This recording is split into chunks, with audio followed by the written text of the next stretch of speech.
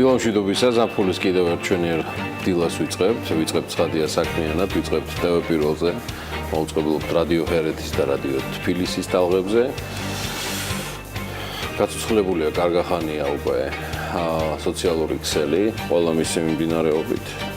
შესაბამისად, ვისაც გაქვთ საქმიანი განწყობა დილიდან, შეგიძლიათ დატკბეთ ჩვენით YouTube-ის, Facebook-ის, ნებისმიერ სხვა თქვენთვის ხელმისაწვდომი, ჩვენგან კი ყველა მხრივ დაფარული სოციალური ქსელის საშუალებით.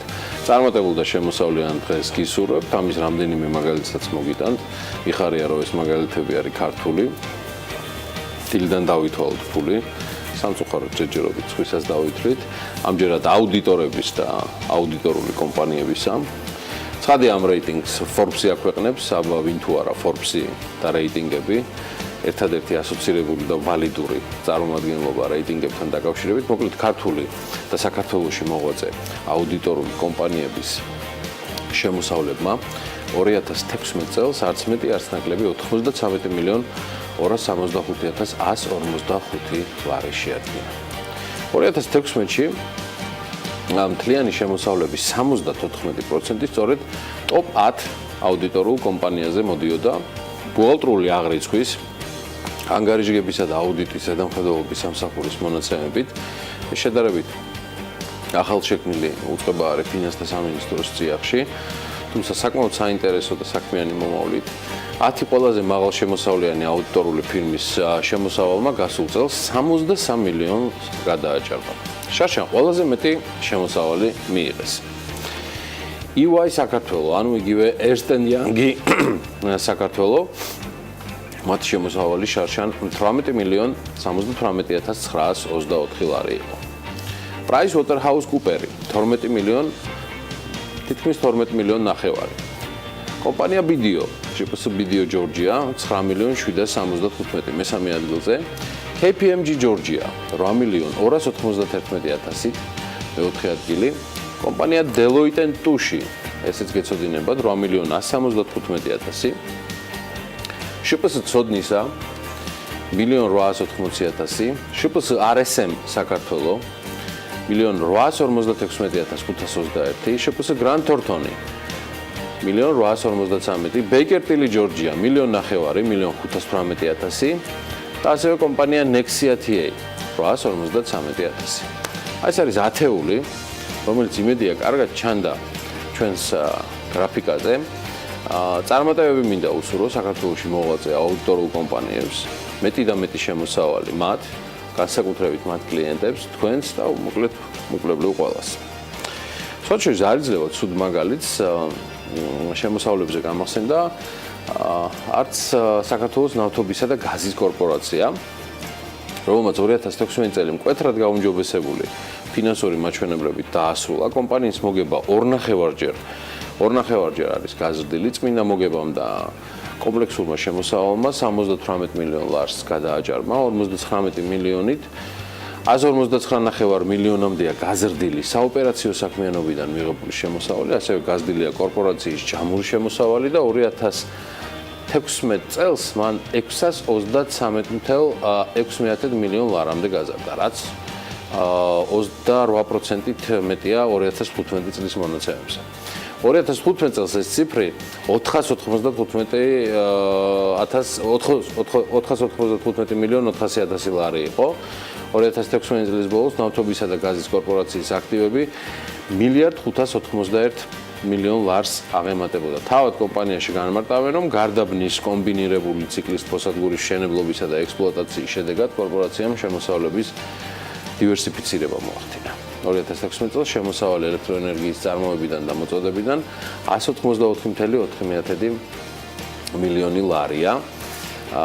რაც თითქმის მოკლედ ხოლო საოპერაციო მოგებამ აი ამ კონკრეტულ აღნიშნულ სეგმენტში 102 მილიონ ლარს გადააჭარბა. ისიც უნდა აღინიშნოს, რომ ნავთობისა და გაზის კორპორაციამ 2016 წელს წარმატებით განახორციელა 250 მილიონი ამერიკული დოლარის ევროობლიგაციების რეფინანსირება. კომპანიის ევროობლიგაციები ლონდონის საფონდო ბირჟაზე გასულ კვირას დაიხურა ფასით 105,5, ეს არის 5,1%-იანი შემოსავლიანობით.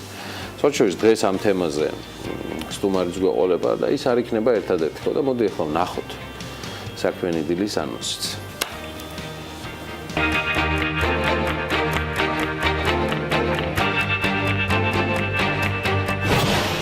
საქმიანად დაწყებისათვის დილიდან ზრუნავენ ნინო ზამბახიძე, საქართველოს ფერმერთა ასოციაციის თავმჯდომარე და მისი სტუმრები, ლაშა ლაბაძე, აისეტის კვლევითი ინსტიტუტის აღმასრულებელი დირექტორი და ნანა ჯანაშია, სენის აღმასრულებელი დირექტორი. გვესტუმრება ნანა ტაბიძე, ლინატა ტურის დამფუძნებელი, ფაზო კუპრეიშვილი, ონჯის მთავარი რედაქტორი, ომარ ოგბაიძე, საქართველოს ნავთობისა და გაზის კორპორაციის მრჩეველი, ინვესტორებთან ურთიერთობის საკითხებში და ზაზა აბაშიძე, სპორტული თემით შემოგვიერთდება. დილა უნდა იყოს საქმიანი და რა თქმა უნდა TV პირველზე.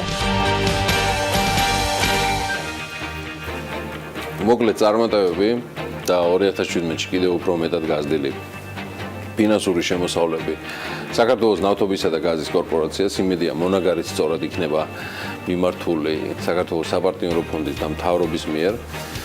აქციათა 100%-ს როგორც მოგეხსენებათ კორპორაციის საპარტნიორო ფონდი ფლობს, რომელიც თავის მხრივ სახელმწიფო საკუთრებაშია, ხოლო აქციების 100%-ის მართვის უფლებით ეკუთვნის საქართველოს ენერგეტიკის სამინისტროს. კორპორაციის საწესდებო კაპიტალი შეადგენს 572.591.100 ლარს.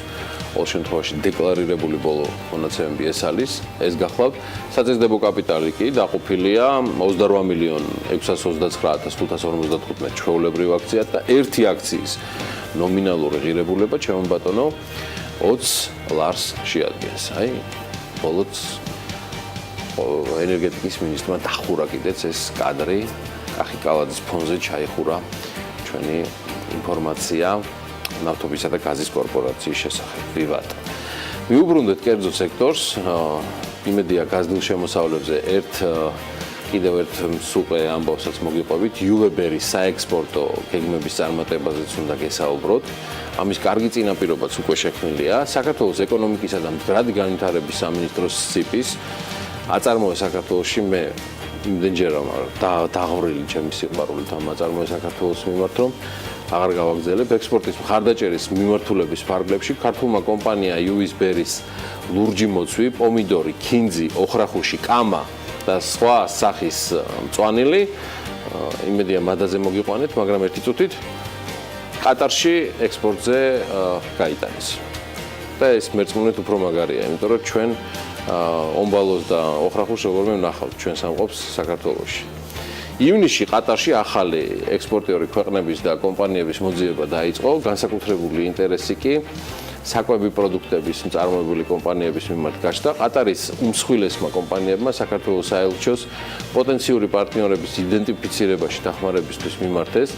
მათაც ტრადიციულად იყო ჩაღეს, რასაც თავის მხრივ აწარმოა საქართველოში გააქტიურება მოყვა და მის წარმომადგენლები 100-ზე მეტ კომპანიას დაუკავშირდნენ და ინფორმაციების გაცვლაც დაიწყო. შედეგმაც რა თქმა უნდა არ დააყოვნა დიდად, უნდა დაველოდოთ ჯამში, როდის იქნება ეს შედეგი და მალე ერთიანად რამდენიმე თუ არა თითო კარგ ამბავს აუცილებლად შემოგთავაზებთ. ფაქტია, რომ ყატარის მიმართულებით ჩვენი ბოსტნეული საკმაოდ პოზიტიურად ვერ ვიტყვით. ძალიან მოთხოვნადია ეს ამბავი და მე მგონი ჩვენზე მეტად უფრო მოწონთ და სურთ რომ მიიღონ ქართული ბოსტნეული, რასაც მე მხოლოდ მივესალმები. დროა უკვე შედარებით მოწყენილი, მაგრამ აინც ფორმაში მყოფი ანა ლაპიაშვილი შევაწუხოთ. მოწყენილი იმის გამო, რომ ნელ-ნელა გადავა ალბათ ტვირთი კადრისა უკვე წყვილად ცეული ანა ლაპიაშვილზეც, რადგან მისი პროლოგის დრო დგება და აი ამ საყოველთაო კაკაფონიის ფონზე რო შევბერეთ, ეხა ანა ლაპიაშვილი შევბერავს ხალბატონებო და ბატონებო. დილომშვიდობის ანა. დილომშვიდობის გიორგი, მესალმებით ჩვენს მაყურებლებს და რადიო მსმენელებს, რადიო ჰერეთზე და თბილისზე, რა თქმა უნდა. ბევრისთვის ალბათ განსაკუთრებით სასიხარულოც იქნება სიახლე, რომლის გავრცელებაც არც აგენტოებს დაუკვლიათ გუშინ და არც სოციალურ ქსელებში მოკლებია მას პოპულარობა.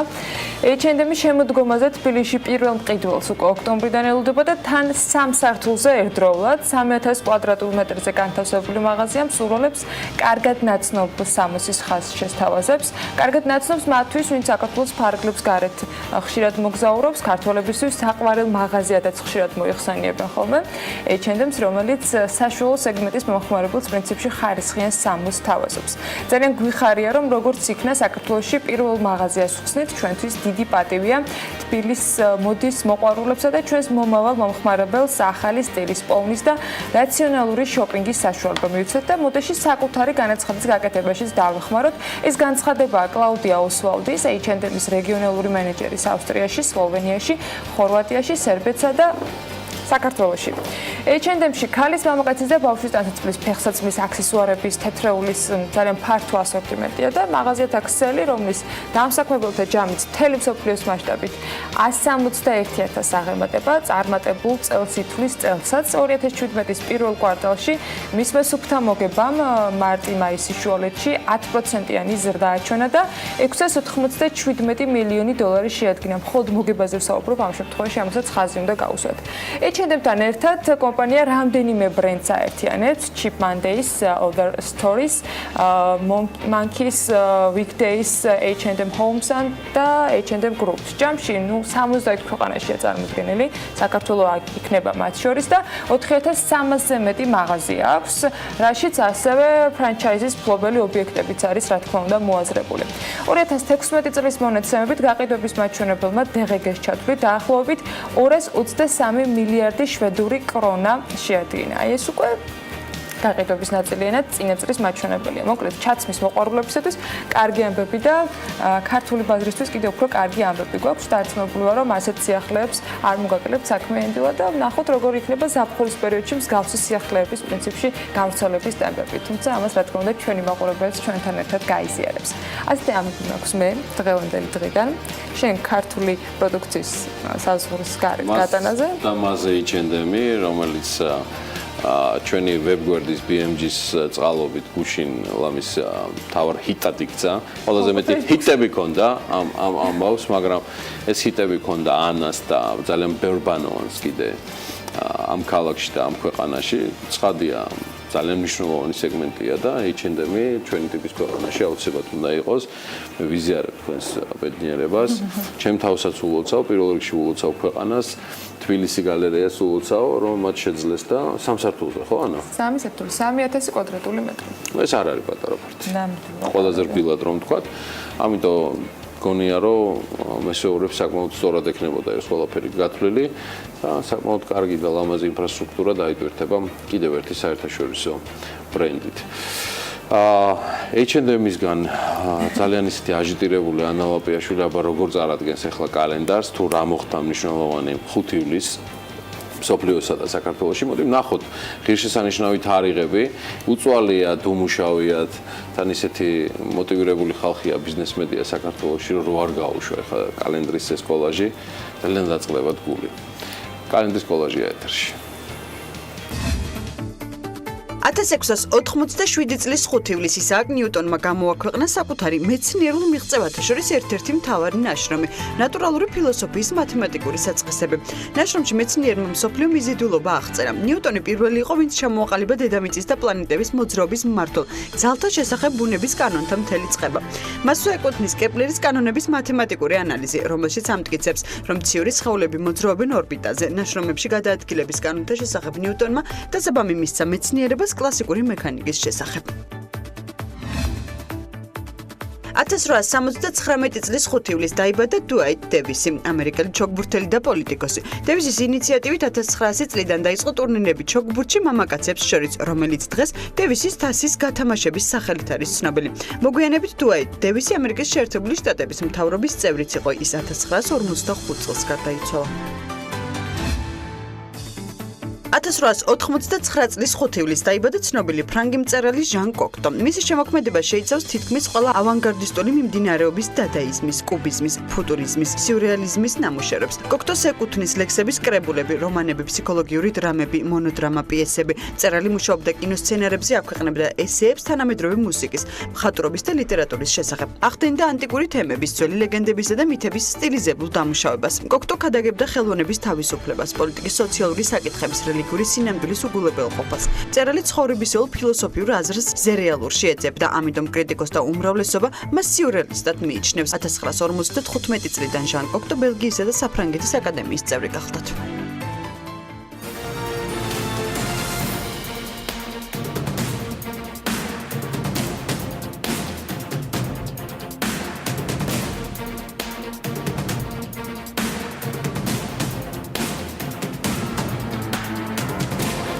საქმიანი დილას უკვე ბიზნეს სიახლეებით განვაგრძობს. თამბაქოს კონტროლის ალიანსი მთავრობას კანონის დარღვევაში ადანაშაულებს და ორგანიზაცია აცხადებს, რომ 1 ივლისამდე საქართველოს მთავრობას თამბაქოს ნაწარმის სტანდარტიზებული შეფუთვის შესახებ ნორმატიული აქტი უნდა მიეღო, რომელიც 2018 წლის 1 იანვრიდან უნდა ამოქმედდეს. თუმცა ჯანდაცვის სამინისტროს მიერ მომზადებულ დოკუმენტს ხელი არ მოეწერა, რადგანაც ეკონომიკის და ფინანსთა სამინისტროებს შენიშვნები აქვთ. ეკონომიკის სამინისტრომ საერთოდაც ფორმალურად მხოლოდ სიტყვიერად შენიშნა, ტექსტი არ წარმოუდგენია. ფინანსთა სამინისტროს კი არარელევანტური შენიშვნა ჰქონდა, რომელიც ჯანდაცვის სამინისტრომ გაითვალისწინა. აცხადებენ ალიანსში და აღნიშნავენ, რომ მიუხედავად იმისა, რომ ფინანსთა სამინისტრომ ყოველგვარი დასაბუთების გარეშე დოკუმენტებს ვიზა არ მისცა, ალიანსი დარწმუნებულია, რომ დოკუმენტი ხელოვნურად გამიზნულად თამბაქოს ინდუსტრიის დაკვეთით დაიბლოკა, რათა თამბაქოს ახლად მიღებულ კანონში ცვლილებების მოსამზადებლად და სადა შეფუთვის წესის ამოქმედების ვადის გადასატანად ნიადაგი მომზადებულიყო. მათივე თქმით, კანონის დარღვევით მთავრობამ თამბაქოს ინდუსტრიას ხელოვნურად შეუქმნა საფუძველი უჩივლოს საქართველოს სახელმწიფოს საერთაშორისო სასამართლოებში და სარჩელები მოიგოს კიდეც, რაც ერთის მხრივ სერიოზულ ჯარიმებს და რაც მთავარია ქვეყნის დისკრედიტაციას გამოიწვევს. კონკურენციის სააგენტომ კი ავიაგადაზიდვების ბაზარზე კონკურენციის შემზღუდავი ფაქტები ვერ აღმოაჩინა. სააგენტოში განმარტავენ, რომ ავიაგადაყვანებზე კარტერული გარიგებების და უპირატესი კონკურენციის შემზღუდავი ფაქტები არ ფიქსირდება და ამავდროულად არ არსებობს ტექნიკური ბარიერები, არ იზღუდება ბაზარზე ახალი ლიცენზიანტის შესვლა. მარტივად რომ ვთქვათ, კონკურენციის სააგენტოს შეფასებით ავიაგადაყვანების ბაზარი ერთ-ერთი ყველაზე განვითარებადი და კონკურენტუნარიანია. ეს მოცემულობა კი რამდენიმე მახასიათებლით არის მათი მხრიდან დადასტურებული. ეს არის ავიაოპერატორების და მგზავრთნაკადის ზრდა, სერვისის გაუმჯობესება და არჩევნის მრავალფეროვნება. ამავდროულად არც აეროპორტის მმართველი თურქული კომპანიის მხრიდან დასტურდება თურქული კომპანიების ლობიზმის ნიშნები, კერძოდ კი ტარიფი აეროპორტის მოსაკრებელი ყველა მოთამაშისთვის თბილისში, ქუთაისსა თუ ბათუმში თანაბარია.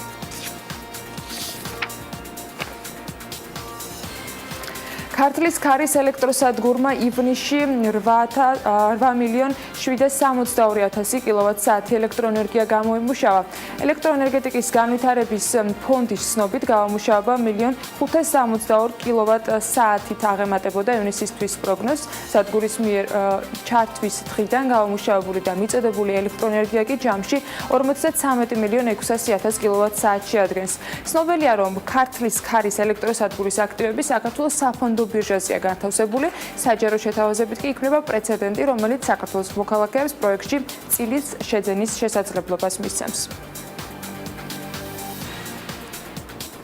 მუნიციპალური განვითარების ფონდი კურორტ აბასთუმანის მასშტაბური რეაბილიტაციისათვის ემზადება. ფონდის ინფორმაციით, აბასთუმანში ასტროფიზიკური ობსერვატორიის ტერიტორიაზე მასშტაბური სარეაბილიტაციო სამუშაოების პროექტის შეფასება უახლოეს დღეებში უნდა დასრულდეს. სწორედ შეფასების დროს დაზუსტდება საინვესტიციო თანხები და რეაბილიტაციის ვადა. შეფასების შემდეგ კი მათი ცნობით უახლოეს მომავალში დონორი მსოფლიო ბანკი ტენდერს გამოაცხადებს და კომპანიის შერჩევის შემდეგ სარეაბილიტაციო სამუშაოები დაიწყება. ფონდის ცნობით ასევე იგეგმება სახლების, საბაგიროს ობსერვატორიის მიმდებარე ტერიტორიის რეაბილიტაცია, ასევე გზების და ბილიკების კეთილმოწყობა. გაცხადებული ინფორმაციის თანახმად პროექტის ფარგლებში დაგეგმილი არის დიდი ტელესკოპის შენობის რეაბილიტაციაც. საქართველოში გეოგრაფიული აღნიშვნის მიმართულებით არსებულ სამუშაოებსა და გამოწვევებზე კონფერენცია შედგა, სადაც სოფლის მეურნეობის სხვადასხვა სექტორის, მათ შორის რძის პროდუქტების, ღვინის და ჩაის მწარმოებლები იყვნენ მონაწილეებად წარმოდგენილნი. ღონისძიება სოფლის მეურნეობის მინისტრმა გახსნა და ლევან დავითაშვილმა აღნიშნა, რომ პროდუქციაზე გეოგრაფიული აღნიშვნები მცირე ზომის მწარმოებლებს საშუალებას აძლევს ახალი ბაზრები აითვისონ. კონფერენციის მონაწილეებს ევროპის რეკონსტრუქციისა და განვითარების ბანკის წარმომადგენლობის დირექტორმა მიმართა. პოლონეთის ერთ-ერთი მსხვილი სავაჭრო ქსელიდან კონტრაფაქციული ქართული ღვინოები გაყიდვებიდან ამოიღეს. ღვინის ეროვნული სააგენტოს თავმჯდომარე გიორგი სამანიშვილმა აღნიშნა, რომ პოლონეთის ერთ-ერთ სავაჭრო ქსელში აღმოჩენილია უკრაინაში წარმოებული ღვინის ეტიკეტზე დატანილი ქართული დაცული ადგილწარმოშობის დასახელება კახეთი. იმიტირებული ქართული ღვინოები გაყიდვიდან ამ დროისთვის უკვე ამოღებულია. ვანში კომპოზიტური მინის საწარმო ნოემბერში ამუშავდება პროექტს ბიზნესმენ ბეჟან წაქაძის კომპანია New House ახორციელებს. კომპოზიტური მინის საწარმო ფართო ასორტიმენტის სამშენებლო მასალებს დაამზადებს, რომელიც 25-30%-ით იაფიჯდება და მეტი მდგრადობით გამოირჩევა ჩვეულებრივთან შედარებით. ქარხანაში დამზადდება არმატურის ნაწარმი, ასევე სანიაღვრე სისტემებისათვის განკუთვნილი დეტალები. წაქაძე ამბობს, რომ პროდუქციაზე საკმაოდ დიდი მოთხოვნა და დაინტერესებაა რეგიონის ქვეყნებიდან, ასევე ისრაელიდან. საერთაშორისო ბაზრებსაც უნდა გადავხედოთ. Samsung-ის სამხრეთ კორეაში მსხვილ ინვესტიციას აანონსებს. კომპანია ახალი თაობის smartphone-ებისათვის მეხსიერების ჩიპების და ეკრანების წარმოებაში ლიდერობის შენარჩუნებისათვის მინიმუმ 18,6 მილიარდიან ინვესტიციას განახორციელებს და ამ გზით ქვეყანაში თითქმის 500 მილიონი სამუშაო ადგილის შექმნას პირდება. Reuters აღნიშნავს, რომ ეს ინვესტიცია ხაზს უსვამს Samsung-ის სურვილს გააფართოვოს ლიდერობა მეხსიერების ჩიპების წარმოებაში, რაც საუდნელია, რომ კომპანიას წელს რეკორდული მოგების დაფიქსირების შესაძლებლობასაც მისცემს. TrendForce-ის უახლესი მონაცემებით ამ წლის პირველ კვარტალში სამხრეთ კორეულ კომპანიაზე მეხსიერების ბარათების გაყიდვებიდან მიღებული შემოსავლის 40,4% მოდიოდა.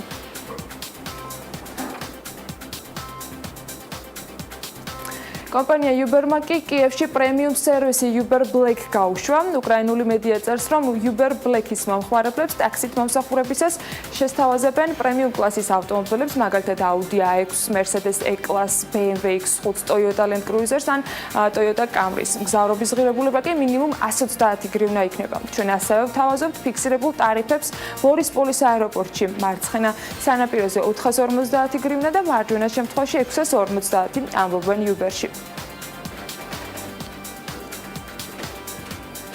და ინფორმაცია მათთვის, ვინც შტატებში მოგზაურობას გეგმავს, Turkish Airlines-ის თვითმფრინავის ბორცვზე შტატების მიმართულებით ფრენისას ელექტრონული მოწყობილობების შეტანაზე აკრძალვა მოიხსნა.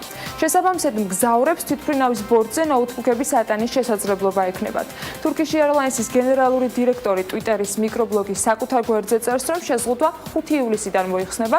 მეორეს მხრივ კი შტატებისა და ინგლისის მიერ ზოგიერთი ქვეყნების მიმართ დაწესებული ელექტროსაქონლის შეტანის აკრძალვების დასაძლევად სტამბოლის თურქის სახელობის აეროპორტში ქლირსგანის სისტემა დამონტაჟდა, რომელიც ნებისმიერი სახის ასაფეთქებელ საშუალებას პოულობს. ამ საკითხებთან დაკავშირებით შტატებს სატრანსპორტო უსაფრთხოების ადმინისტრაციის წევრები სტამბოლს დღეს ეწვევიან და აეროპორტში დამონტაჟებულ უკვე ახალ დანადგარებს ადგილზე გაიცნობიან.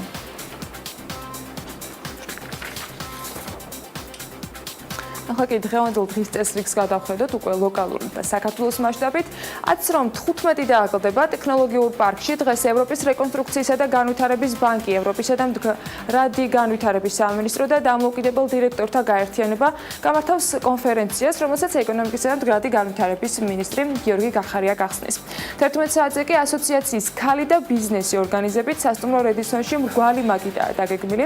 ევროკავშირის ღია ბაზარი, ღრმა და ყოვლისმომცველი თავისუფალი სავაჭრო სივრცე, ლატვიის გამოცდილება და მიღწეული შედეგები თემაზე. 12 საათზე საქართველოს ბანკის სათავო ოფისში უკვე საქართველოს ბანკის გენერალური დირექტორის მოადგილე მიხეილ გომართელი გეგმავს პრესკონფერენციას, სადაც ახალ საქართველოს ბანკის მომხმარებელთან ურთიერთობის პროგრამას წარადგენს.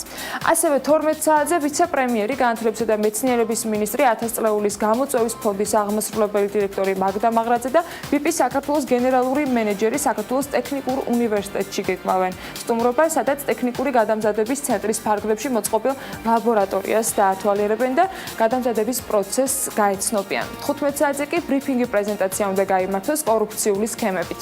ევროკავშირის და საელჩოების მონაწილეობით ასეთი არის დღის გეგმა. მოკლედ, ასეთი დღის წესრიგი გვაქვს, თუმცა ყველა სიახლესთან დაკავშირებით და არა მხოლოდ ჩამოთვლილ სიახლეებთან დაკავშირებით საქმის კურსში იქნება, რა თქმა უნდა, ტელეპიროლის მაყურებლები და ასევე ჩვენი რადიოების ჰერეთის და თბილისის მსმენელები ზუსტად 15 საათზე ბექაბაციკაძესთან ერთად და საღამოს უკვე 22 საათსა და 30 წუთზე. სულ რამდენი რამდენიმე წამში კი საქმის კურსში რა ხდება სავალუტო ბირჟაზე გიორგი ჩავაყენებს.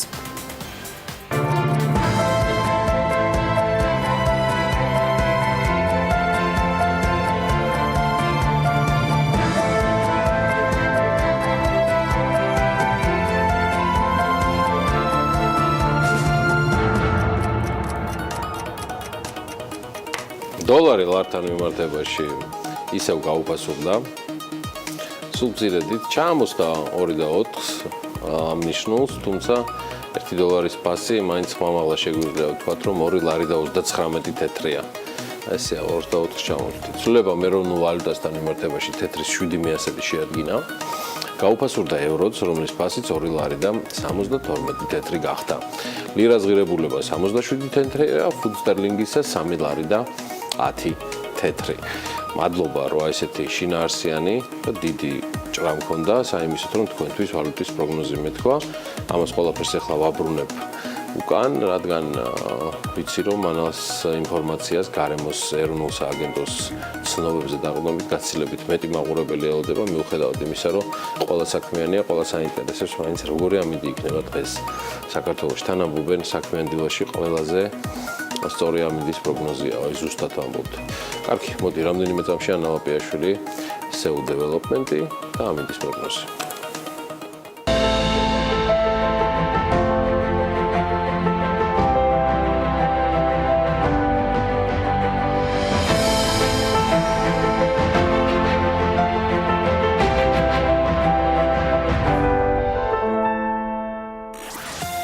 ეროვნული სააგენტო კი ტყობინება, რომ ამინდი საქართველოში გამტვრობებული იქნება შავი ზღვის ჩრდილო-დასავლეთიდან შევამავალი ცივი და ნოტიო ჰაერის მასების და სამხრეთიდან მოქმედი ცხელი ჰაერის მასების ურთიერთქმედებით. მოსალოდნელია შესაბამისად, რომ გამოშვებით ღრუბლიანობის მატება დასავლეთ საქართველოს უმეტეს, აღმოსავლეთ საქართველოს ზოგიერთ რაიონში ხანმოკლე წვიმა ელჭექით და ზოგან შესაძლოა იყოს ქარიც.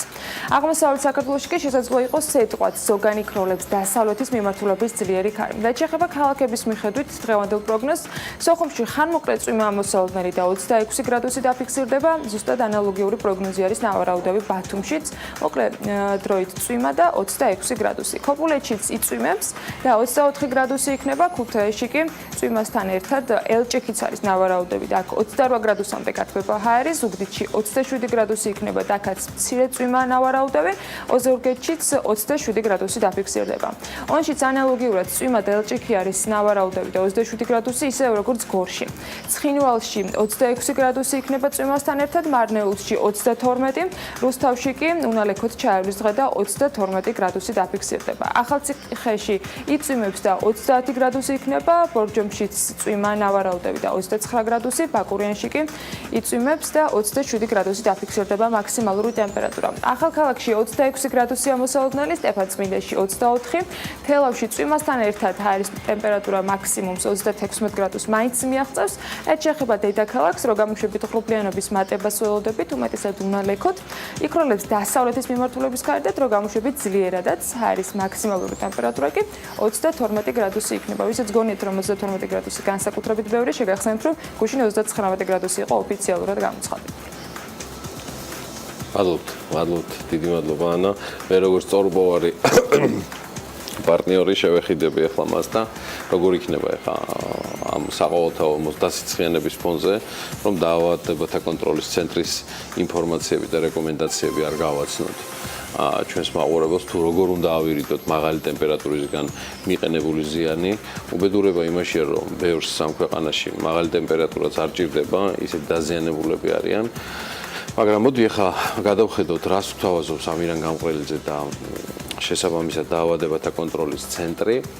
მოკლედ, განსაკუთრებით იმ ადამიანებმა, ვინც უფრო ეგრეთ წოდებულ მოწყვლად ფენას მიეკუთვნება, ესენი გახლავთ 5 წლამდე ბავშვები, 60-65 წლის ზემოთ მოხუცები და ქრონიკული დაავადებების მქონე ადამიანები, უპირატესად გულსიძარღვთა, სასუნთქი სისტემების დაავადებები და დიაბეტი, მათთვის არის ეს განსაკუთრებით მნიშვნელოვანი და ისინი განსაკუთრებით ფრთხილად უნდა იყვნენ და მოერიდონ მზეზე სიარულს, ფიზიკურ დატვირთვას, ზოგადად სეირნობას, ვეცადოთ რომ ოთახის შიდა ტემპერატურა იყოს 32 გრადუსზე, მე რას ნიშნავს რომ მე ავაწყე რა ეს კადრები.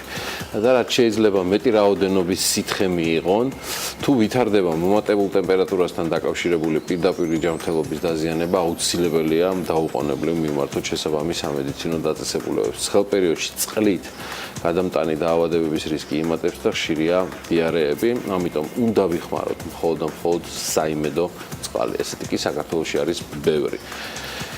ასევე მომატებულია რისკი და არსებობს საკვებით გამოწვეული სხვადასხვა ეპიდაფეთქებების და რა თქმა უნდა ვიყოთ დარწმუნებულნი ზაფხულში, ზამთარში და საერთოდ ყველა დროს რომ საკვები, რომელსაც მივირთმევთ, უსაფრთხოა და განსაკუთრებით თავი ავარიდოთ კრემიანი და მძიმე საკვების მიღებას. მოკლედ მნიშვნელოვანია ასევე რომ ამ პერიოდში ფრთხილად ვიყოთ სხვადასხვა წერებითა და ტკიპებით გადამტანი დაავადებებისგან. აი ესეთი რამ განაცხადა ბატონმა ამირამ განყრელიძე, რომელიც დაავადებათა კონტროლის ცენტრს წარმოადგენს და ხელმძღვანელობს ამ ცენტრს. იმედია გაითვალისწინებთ ამას ყველაფერს, ინფორმაციები ვრცლად არის წარმოდგენილი ჩვენი საინფორმაციო სააგენტო BM.GZ-ზე. რომელიც ჩვენთან ერთად ბიზნეს მედია საქართველოს ძალიან მნიშვნელოვანი კომპონენტია ზრუნვის ჩვენ შემოსავლებზე. შემოსავლებზე ზრუნავს TV პირველიც, რეკლამის დრო ახლოვდება. შეგახსენებთ, რომ ასევე მაუწყებლობთ რადიო ჰერეთის და რადიო თბილისის საშუალებით. დროებით სულ მალე დაგვრჩებით.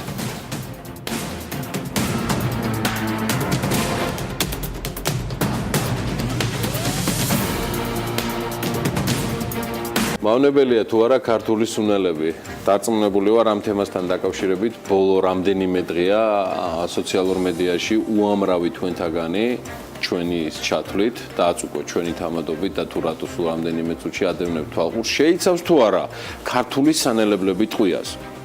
ინფორმაცია შტატებიდან საქართველოში ფართო დისკუსიის და დაპირისპირების საგანი გახდა.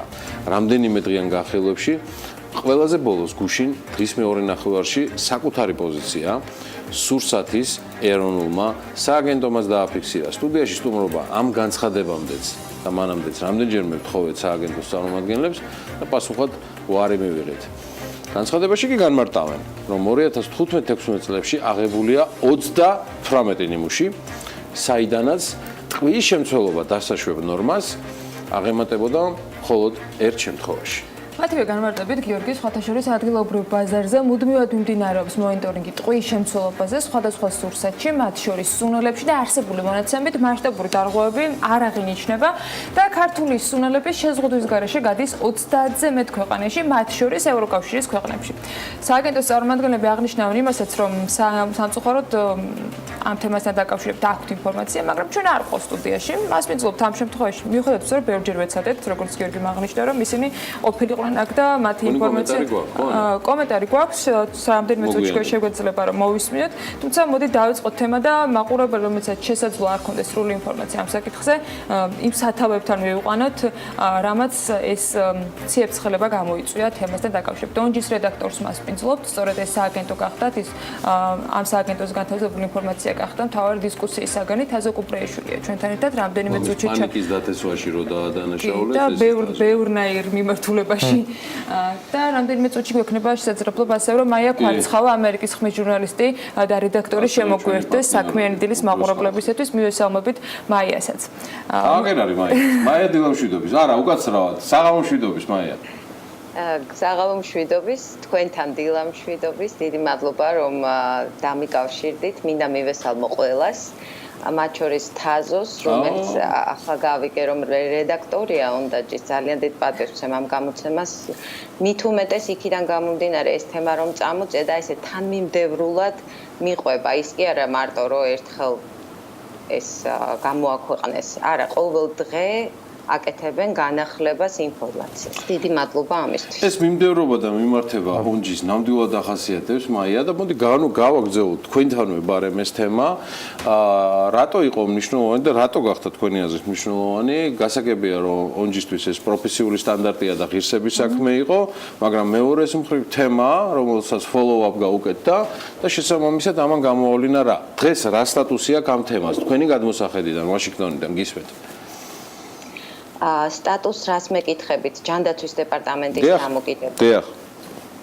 იცით რა, მე ველაპარაკე პრეს-სპიკერს ჯანდაცვის დეპარტამენტის, რომელმაც დამიდასტურა, რომ ეს თემა არის კვლავ აქტუალური, რომ მასთან კვლავ მოდიან ამ ანალიზით, ტყვის ძალიან მაღალი, იცით რა სიტყვებს ხმარობენ? Extremely high, ექსტრემალურად მაღალი, ან enormously high. ეს ჩვეულებრივი ეპითეტები არ არის, მით უმეტეს, როცა საქმე მედიცინას და მეცნიერებას შეეხება, იქ ძალიან ფრთხილი ტერმინებია ხოლმე და ეტყობა ძალიან შემაშფოთებელია სიტუაცია, როდესაც თვითონ ის რო აი ჩემთვის მაგალითად წითელი შუქი აინთო მაშინ, როცა ვნახე, რომ ქართულადედო ნიუ-იორკის ჯანდაცვის დეპარტამენტს ეს განცხადება, იმიტომ რომ 8 მილიონიანი ქალაქია, წარმოიდგინეთ საქართველოს რამდენად მეტია, ხო? ერთ-ერთი წამყვანი ჯანდაცვის დეპარტამენტია ამერიკის შეერთებულ შტატებში.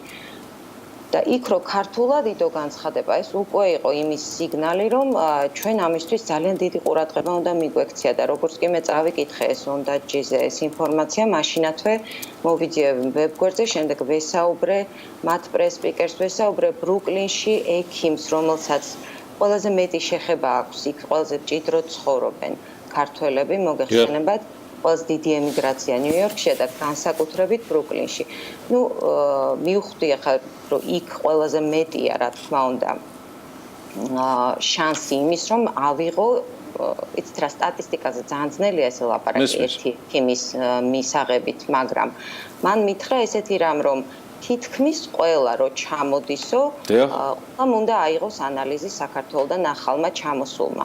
ბაია, ბოდიში რომ გაწყვეტინებ, სწორედ ეს მინდა დავზუსტო, რაზე დაყრდნობით გაკეთდა ეს ანალიზები, ანუ ეს არის საზღვარზე გაკეთებული ანალიზი, პირად მოხმარებაში არსებული, ანუ რაღაცა შეიძლება ერთ პარტიაზე კონდეს, ანუ სად არის წყარო, საიდან შეგვიდა, ანუ რა ინფორმაცია გაქვს? მე მგონი ბაზისური ლაბორატორიული იქნება, თუმცა მაიას პასუხს მოусმინოთ. ესე იგი, საუბარია სუნელებზე, რომელიც აქვს ჩამოტანილი ქართველებს, ან თვითონ, ან გამოუგზავნეს. ეს განცხადებაშიც არის ჯანდაცვის დეპარტამენტის, მაგრამ როგორ პოულობენ საერთოდ ამ ტყვიას? ანალიზზე მიდიან ძირითადად იძულებული ხარ მიხვიდე, როცა ბავშვს უშვებს სკოლაში. ბავშვი რომ მიდის დაწყებით კლასში, ყველას თხოვენ სისხლის ანალიზს. აცრებს, ბევრ რამეს თხოვენ, მაგრამ აი ამ ანალიზში დაფიქსირდა რამოდენიმეჯერ ტყვის მაღალი, ძალიან მაღალი შემცველობა. გარდა ამისა, ორსული ქალები იღებენ ანალიზს ხშირად. ჩვენ არ გვაქვს ეს კულტურა ხშირად ექიმთან სიარულის ანალიზს აღებს, მარტო მივიდივართ მაშინ, როცა ეს ძალიან აუცილებელია. ამიტომ დაფიქსირდა პირველად ორსულ ქალებში და ბავშვებში. შემდეგ, როდესაც მათ აღმოუჩინეს, ექიმი ვალდებულია შეატყობინოს ეს ადგილობრივ ჯანდაცვის დეპარტამენტს, იმიტომ რომ პრიორიტეტია ეს სახელმწიფო ჯანდაცვის მომწამლავი ნივთიერება, რომელიც გნებს თითქმის ყველა სისტემას და ორგანოს. ამიტომ ესე იგი მივიდა ეს ინფორმაცია ჯანდაცვის დეპარტამენტამდე და ყველა ყვება ერთი და იგივეს. მე 10-მდე პაციენტს ვესაუბრე. ან შვილზე, ან თავის თავზე ყვებიან ამას. და ისტორია თითქმის ერთ და იგივეა, ხო მაია? თითქმის ერთი და იგივეა შემდეგ სცენარის განვითარება, რომ მოდიან ჯანდაცვის დეპარტამენტიდან მეორე დღესვე ზოგ შემთხვევაში, ამოწმებენ სახლში, იღებენ ნაცხს, ჯერ იღებენ საღებავებიდან. დაუშვათ მაგიდის ზედაპირიდან, კედლების, კარი თუა შეღებილი, ბავშვის სათამაშოები, ბევრ რამეში შეიძლება იყოს. და რო ვერ პოულობენ, მე ეკითხებიან, რომ ხომ არა გაქვთ რამე ჩამოტანილი უცხოეთიდან, სუნელი, განსაკუთრებით აზიის ქვეყნებიდან.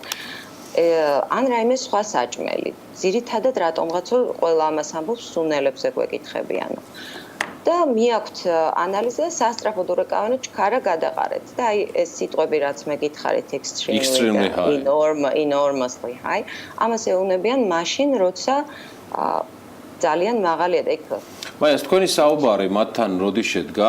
ანუ სტატუსის ეს ნაწილიც მაინტერესებს, სატელეფონო თუ ანუ პარასკევს ველაპარაკე ექიმს, პარასკევს ველაპარაკე მიმოწერამ და უფრო სწორად ვაზუსტებ პრეს-სპიკერთან ჯანდაცვის დეპარტამენტის, რომელიც იწერება ხოლმე ეთით მიმოწერაში ტელეფონით და არასამუშაო საათებში საღამო იყო უკვე აქ ჩვენი დროით. მესმის. და ეს იმდენად მნიშვნელოვანია. კი.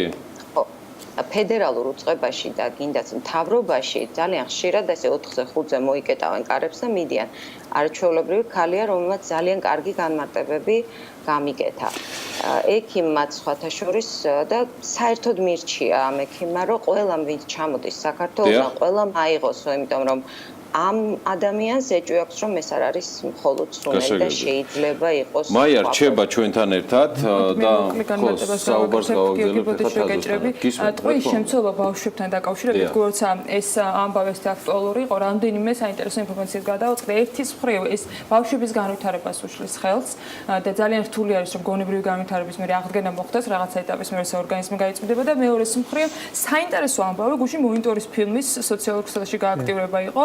დაახლოებით საუბარი არის, რაც თითქმის 10 წლის წინანდელ ამბავზე, როდესაც მათ აღმოაჩინეს, რომ 20% ჩატარებული ანალიზების ბავშვებში იყო შემცველობა. თმის თმაზე ანალიზი და ასე შემდეგ. ტყუის შემცველობა იყო, კი, ტყუის შემცველობა იყო დადასტურებული. და აი მას შემდეგ ამავე წყაროს უნდა ვენდოთ, ამ შემთხვევაში მათ ჰქონდათ ბოლო კვლევა გაკეთებული, რომ სხვა კვლევა არ ჩატარებულა. თაზო შენ ვიცი რომ და მაიამაც აღნიშნა რომ ნამდვილად ფეხ მიყავი ამ ამბავს და ძალიან გამოხმაურება იყო ძალიან მაღალი და ასე შემდეგ. შენი ინფორმაციები რა არის ჯამში რო გითხრა რა დასკვნები ჰქონდა? ამაზე პირველად დავიწყოთ მუშაობა ზუსტად დაახლოებით 1 კვირის წინ. ჩემი მეგობარი, რომელიც ნიუ-იორკში ცხოვრობს, უკვე რამდენიმე წელი მითხრა, რომ ჩემ ერთმა ნაცნობამ მიიღო ესეთი გაფრთხილება სუნელებთან დაკავშირებით და რაღაც შეშფოთებული იყო. რა თქმა უნდა, ეს გამომიგზავნა ამ გაფრთხილების, წერილობითი გაფრთხილების ასლი. მე რა თქმა უნდა გადავამოწე ნიუ-იორკის ჯანდაცვის დეპარტამენტის საიტზე და როგორც მაიამ აღნიშნა, ქართულ და ინგლისურ ენებზე ეს გაფრთხილება იყო. რა თქმა უნდა, პირველი რეაქცია იყო სურსათის ეროვნულ სააგენტოსთან დარეკვა და გარკვევა რა იცოდნენ მათ ამ ინფორმაციის შესახებ და ჩემი თავარი კითხვა გარდა იმისა რომ რა იცოდნენ ამ ინფორმაციის შესახებ იყო უცებ ჩამოსდა განგაშის სიგნალი, იმიტომ რომ მეც მოვიხმარ ამ სუნელებს ყოველდღიურად, ხომ? და ალბათ ყველა მოიხმარს. ბოლოს როდის შემოწმდა საქართველოში ტყუის შემცველობაზე სუნელები, ან საერთოდ შემოწმდა თუ არა და რა შედეგები იყო, იმიტომ რომ მე მათ ვებსაიტზე ამ ინფორმაციას ესე მარტივად ვერ მივაგენი. რა თქმა უნდა, პირველი რეაქცია მათი მხრიდან იყო არ ვიცი რატომ პირდაპირ მითხრეს რომ ტყუილია, არავის არ მიუღია ეს გაფრთხილება და ეს გაფრთხილება რომელიც თარიღდება 2015 წლით არის ძველი გაფრთხილება და ხელახლა რატო წამოწიეთ თემა და სპეციალურად პანიკას წერთ, თუ დაახლოებით შინაარსი ეს იყო.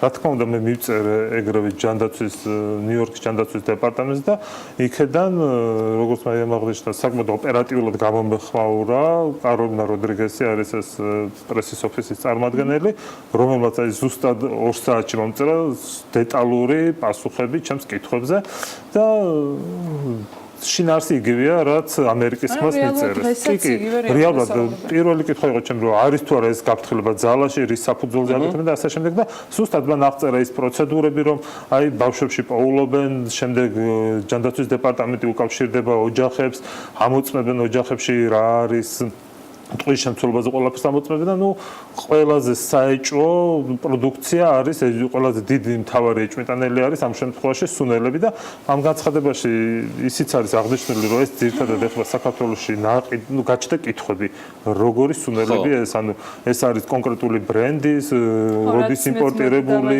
თქვათ ეს ასაწვენ თუ როგორც მე მივწერე განმეორებითი კითხვები მითხრა რომ რადგან დამოუკიდებლობის დღე იყო ამერიკის შეერთებულ შტატებში დასვენება იყო და მითხრა რომ 4 შაბათს ან თავიანთი დროით 4 შაბათს მომწერდა პასუხს უფრო მეც თქვა კონკრეტულად რა რაოდენობის საიდან და როგორ შეამოწმეს ეს, მაგრამ ამ განცხადებიდანაც ჩანს რომ ეს არ ეხება ნიუ-იორკის მაღაზიებიდან აღებულ სინჯებს. ანუ მან განცხადებაშიც უწერიათ რომ ჩვენ რეკომენდაციას ვაძლევთ რომ უმჯობესია იყიდოთ ადგილობრივ მაღაზიებში სუნელი, იმიტომ რომ იმპორტისას ეთყობა მოწმდება და ძირითადად ოჯახები ალბათ ყველა მიცით ახლობლები ვისაც უცხოეთში აგზავნიან ესე ვთქვათ ძირითადად ამას ხო აგზავნიან აქ ნაყიდს რომელიც არის შეიძლება დიდი რაოდენობით შეფუთული რომელსაც წარმოულობას ვერ გაარკვევ რა თქმა უნდა ამას ლამის ყოველ დღე ვაკეთებთ ამაზე გამოხმაურებას ხო და თაზო ამ წუთში აი რახან ამ გამოხმაურება ახსენეთ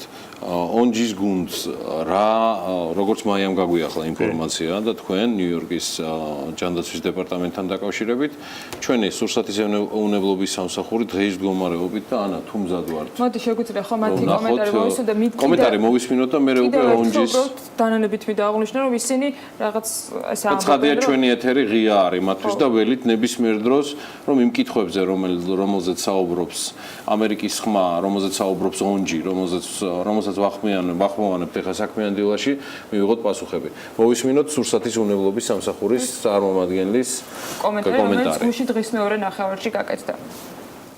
სრული პასუხისმგებლობით შემიძლია გამოცხადო, რომ სურსათის ეროვნული სააგენტო მუდმივად ახორციელებს მონიტორინგს სხვადასხვა სურსათში, მათ შორის სუნელებში ტყუის შემცველობაზე.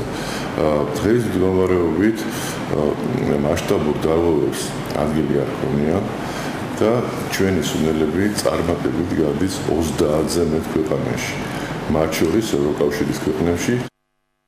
ну აი არ ვიცი შეიძლება საზღვარს როცა გადააქვთ სუნელები იმას ამოწმებენ არ ვიცი რა მასშტაბებზე არის ამ შემთხვევაში საუბარი რაზე საუბრობს ბატონო მაგრამ ფაქტი არის რომ ასე არ შეიძლება რაღაცა გამოგონილი ამბად მივიღოთ გავატაროთ და იმ კითხვებზე არ იყოს პასუხი რომელიც არსებობს. მოდი ეს ინფორმაცია დარწმუნებული ვარ რომ ექნება თაზო კუპრეიშვილს თაზო ცოტა ლიმიტირებულად რომ გავაკეთოთ დროში რა ოფიციალური თარიღით არის დეკლარირებული ბოლო შემოწმება რომელიც ჩაატარა სურსათის სააგენტომ რომელზეც ჩვენ შეგვიძლია აპელირება გავაკეთოთ.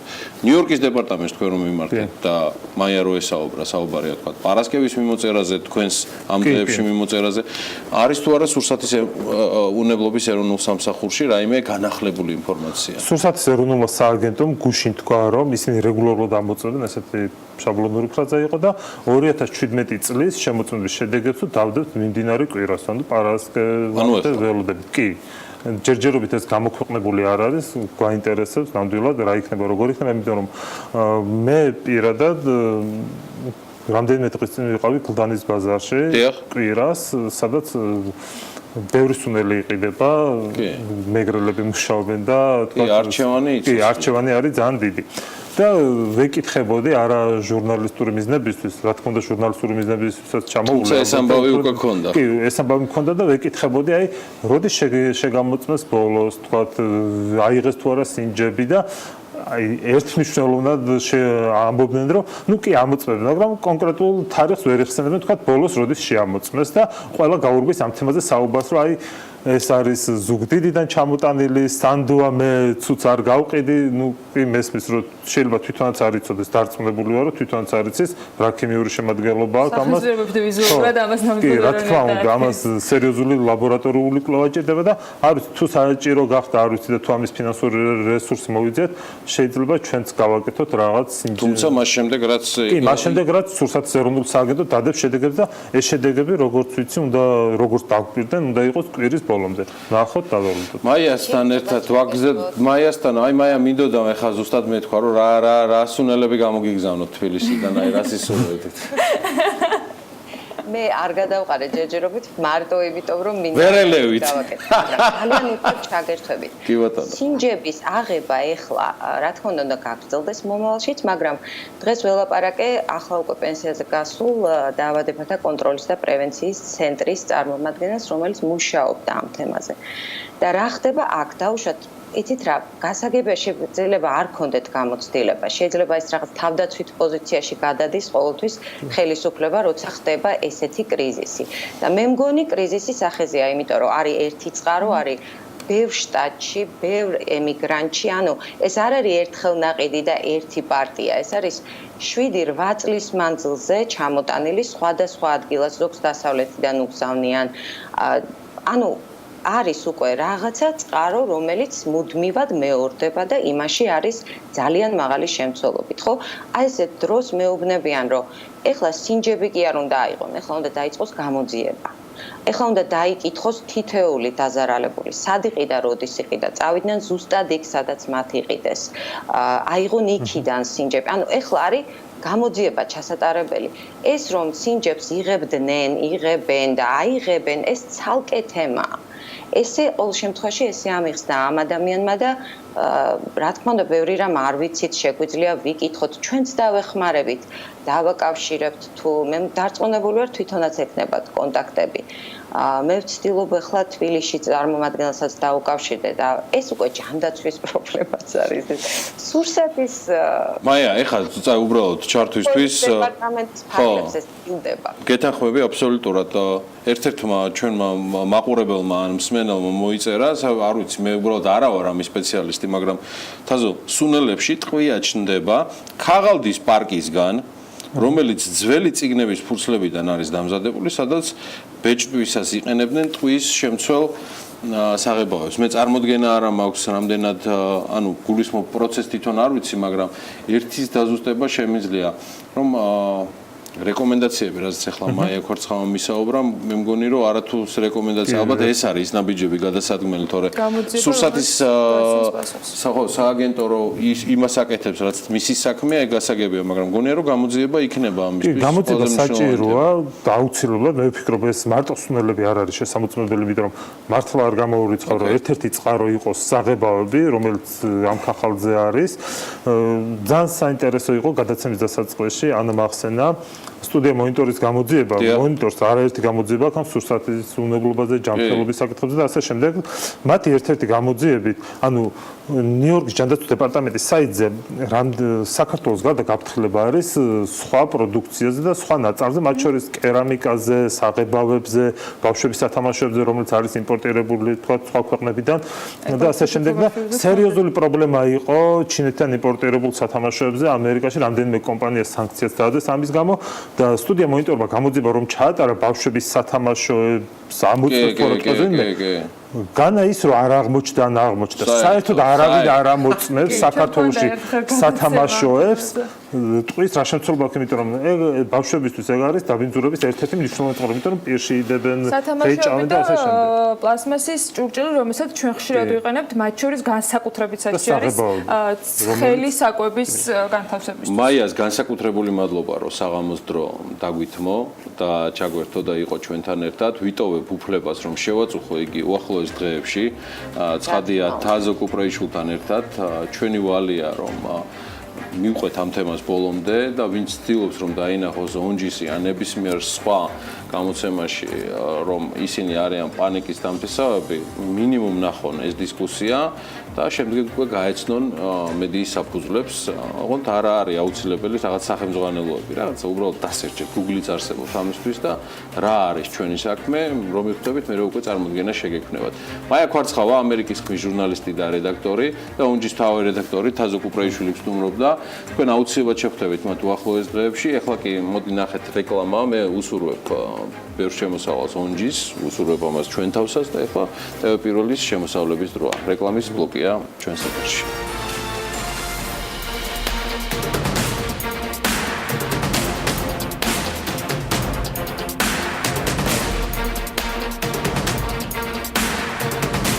ვაგრძელებთ საქმიან დილას ახალი ამბები თბილისის მერიამ დედაქალაქის მიწათსარგებლობის გენერალური გეგმა ჩაიბარა. ამის შესახებ საქმის კურსს გენერალური გეგმის თანაავტორმა მერაბ ბოლქვაძემ განუცხადა. მისი განმარტებით ცითი ინსტიტუტი საქართველოს დოკუმენტზე სამუშაოები ძირითადად დაასრულა, თუმცა მაშინ შესაძლოა გარკვეული კორექტივები შევიდეს ცხადია საჯარო განხილვებზეც გამოთქმული მოსაზრებების შესაბამისად.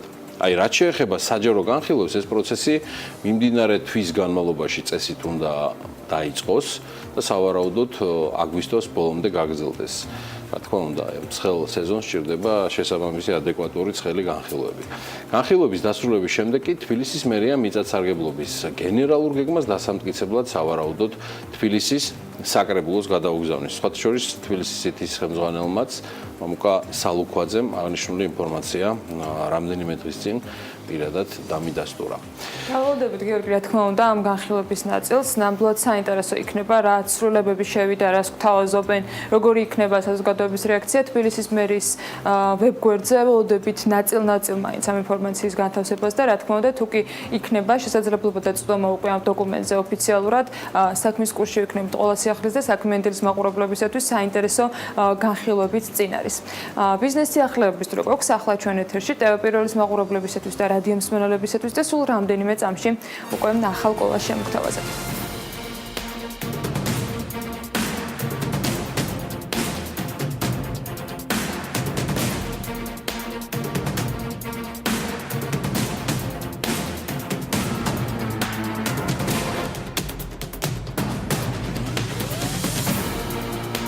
ჯორჯიან მანგანეზი ჭიათურაში მადნის გადამამუშავებელ ახალ საწარმოში 22 მილიონ დოლარის ინვესტიციას დებს, როგორც კომპანიის სპეციალური მმართველი საქმის კურსთან ამბობს, ისინი უკვე შევიდნენ ერთ-ერთი გერმანული კომპანიის წარმომადგენლებთან შეხვედრაზე, რომლისგანაც ჯორჯიან მანგანეზი ახალი საწარმოს ასამუშავებლად საჭირო ტექნიკა შეიზღიდის. ნიკოლას ჩიქოვანის განცხადებით, ახალი ქარხანა სრულად გადაჭრის მდინარეში ნარჩენების ჩადინების პრობლემას. პროექტი კი, რომელშიც დაახლოებით 22 მილიონი დოლარის ინვესტიცია განხორციელდება, მიმდინარე წლიდან დაიწყება. მისი ექსპლუატაციაში გაშვება 2018 წლის ბოლომდე იგეგმება. ჩვენ სადღაც 22 მილიონ ევროს დოლარს ვაფასებთ. როდის დაიწყება, როდის დასრულდება ხაზი ეს პროექტი? პროექტირება დაწყებულია, შეიძლება ითქვას, იმიტომ რომ ჩვენ აქამდეც ქონდა სანამ ჩამოვიდა და აქამდეც ქონდა მოლაპარაკებები მათთან. მშენებლობას ვფიქრობთ, ეხლა ეს დეტალებზე ეხლა ვერ გაგცემთ პასუხს, რაღაც ნაწილს დავიწყეთ ზამთრამდე.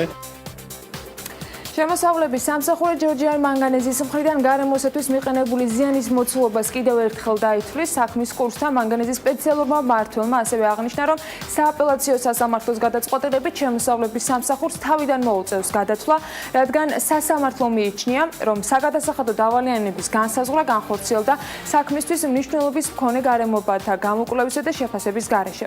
ინფორმაციისათვის შემოსავლების სამსახურმა ჯორჯიან მანგანეს 2015 წელს ჩატარებული საგადასახადო შემოწმების შედეგად ჯარიმის სახით 200 მილიონი ლარი დააკისრა. 2 დღის წინ კი სააპელაციო სასამართლომ ბათილად ცნო კერძო კომპანიაზე თანხის დარიცხვის საფუძვლები და საგადასახადო ორგანოს ახალი ადმინისტრაციული სამართლებრივი აქტის გამოცემა დაავალა. ჯორჯიან მანგანეზი იყო საქმის კურსის გამოშვების ერთ-ერთი მთავარი თემაც. საქმე შეეხებოდა საერთაშორისო გამჭვირვალებას საქართველოს დასკვნას, სადაც არასამთავრობო ორგანიზაცია განმარტავს, რომ სასამართლოს განჩინება შპს ჯორჯიან მანგანეზში სპეციალური მმართველის დანიშვნასთან დაკავშირებით დაუსაბუთებელია. შეეხება სპეციალური მმართველის განსაკუთრებით ფართო უფლებამოსილებას, ნამდვილად ესე არის. კანონის მიხედვით სპეციალური მმართველი ინიშნება იმისთვის, რომ კონკრეტული პირობების შეასრულოს ის, რაც არ სრულდება და სწორედ ამ მიზნით ინიშნება სპეციალური მმართველი. ამ შემთხვევაში ჩვენ ვნახეთ, რომ სასამართლოს განჩინებაში სარეზოლუციო ნაწილში განსაზღვრულად დიდი უფლებამოსილება აქვს ამ შემთხვევაში სპეციალურ მმართველს მინიჭებული.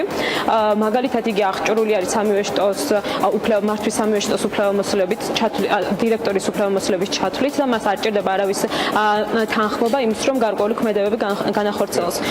განსაკუთრებით გაუგებარია მაგალითად რა საჭირო იყო სპეციალური მმართველისათვის ისეთი უფლებამოსილების მინიჭება, რომელიც არის თქვათ იმ პროდუქციის რეალიზაცია, რა პროდუქციის რეალიზაციას უნდა მოახდინოს ამ შემთხვევაში კომპანიამ და სწორედ ეს იყო ის კითხვის ნიშნები, რაც ჩვენ გაგვიჩნდა ამ საქმესთან დაკავშირებით და არის სააპელაციო წესით გაგრძელებული და შესაბამისად ჩვენ ცხადია დავაკვირდებით ამ პროცესს. შინაგან საქმეთა სამინისტრო ინდოელი ბიზნესმენის ქვეყნიდან დეპორტაციის შესახებ ავრცელებს განცხადებას და უწყება განმარტავს, რომ მესაზღვრე კონტროლიერს გააჩნია კანონით მინიჭებული უფლება უარი უთხრას უცხო ქვეყნის მოქალაქეს საქართველოში შემოსვლაზე. როდესაც მოქალაქე არ იძლევა დამაჯერებელ პასუხებს ინტერვიუერების დროს და უფლებამოსილ პირს აძლევს ყალბ ინფორმაციას მგზავრობის მიზანთან დაკავშირებით. ამ შემთხვევაში საუბარია ინდოელ ბიზნესმენ აკბარ ქუშერზე, რომელიც განმარტავებს შინაგან საქმეთა სამინისტროს განითხოვს. უცხოელი სტუმარი, რომელიც დუბაიდან თბილისში მოფრინავდა, მესაზღვრეებმა საქართველოში არ შემოუშვეს. ქვეყანაში ტურისტებისა და სხვა ვიზიტორების მზარდი რაოდენობის პარალელურად ბუნებრივია, რომ ცალკეული შემთხვევები, როდესაც უცხო ქვეყნის მოქალაქეს კანონით გათვალისწინებული პროცედურებისა და საერთაშორისო სტანდარტების შესაბამისად უარი ეთქვა ქვეყანაში შემოსვლაზე, უცხო ქვეყნის მოქალაქეების მიერ საქართველოს საზღვრის კვეთის პროცედურები განსაკუთრებით კონტროლდება ვიზა ლიბერალიზაციის ამოქმედების შემდეგ. განცხადება ინდოელ ბიზნესმენზე ტურიზმის ეროვნულმა ადმინისტრაციამაც გააკეთა.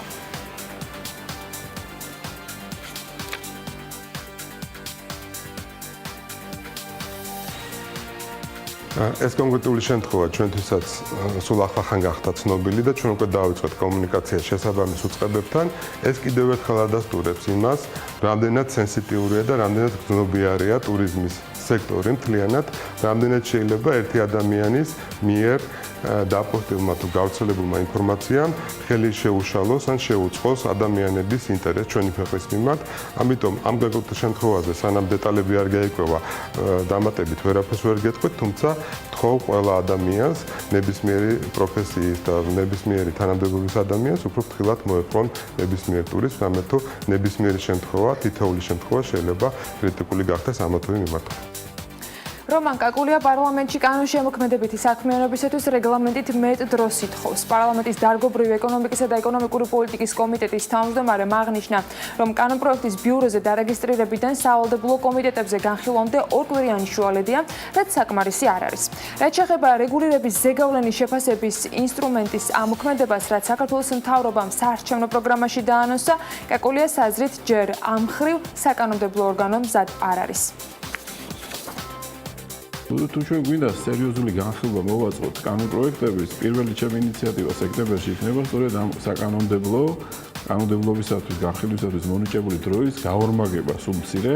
ეს პირდაპირ უკავშირდება იმას, რასაც რია და ზემოქმედების ზეგავლენას, ამას სერიოზული ანალიზი ჭირდება.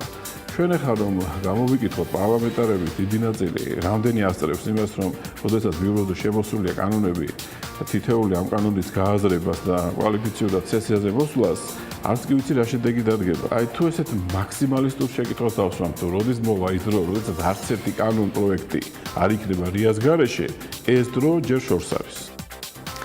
ჩქარასნულ ავტობანს ზაგარა ზემო ოსიაურის 12 კილომეტრიანი მონაკვეთი შეემატება. გზის მშენებლობა ივლისში სრულდება. პროექტით შენდება 4-ზოლიანი ცემენტ-ბეტონის საფარიანი გზა, 8 ხიდი, მათ შორის 2 სატრანსპორტო კვანძი უკვე აშენებულია. შედეგად უკვე ზაფხულიდან თბილისიდან ხაშვრამდე სრულად მოდერნიზებული გზა გახსნილი იქნება. სამუშაოებზე კი 500-მდე ადამიანია დასაქმებული.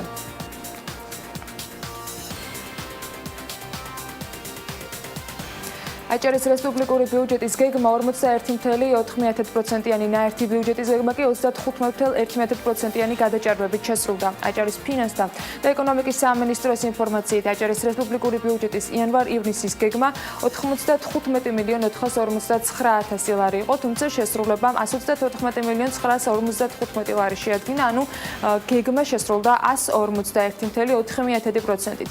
სამინისტროს ინფორმაციით, რესპუბლიკური ბიუჯეტის გადასახადების მუხლი 6 თვის მონაცემებით 141.7%-ით არის შესრულებული, სხვა შემოსავლების ნაწილში კი 177.2%-ით.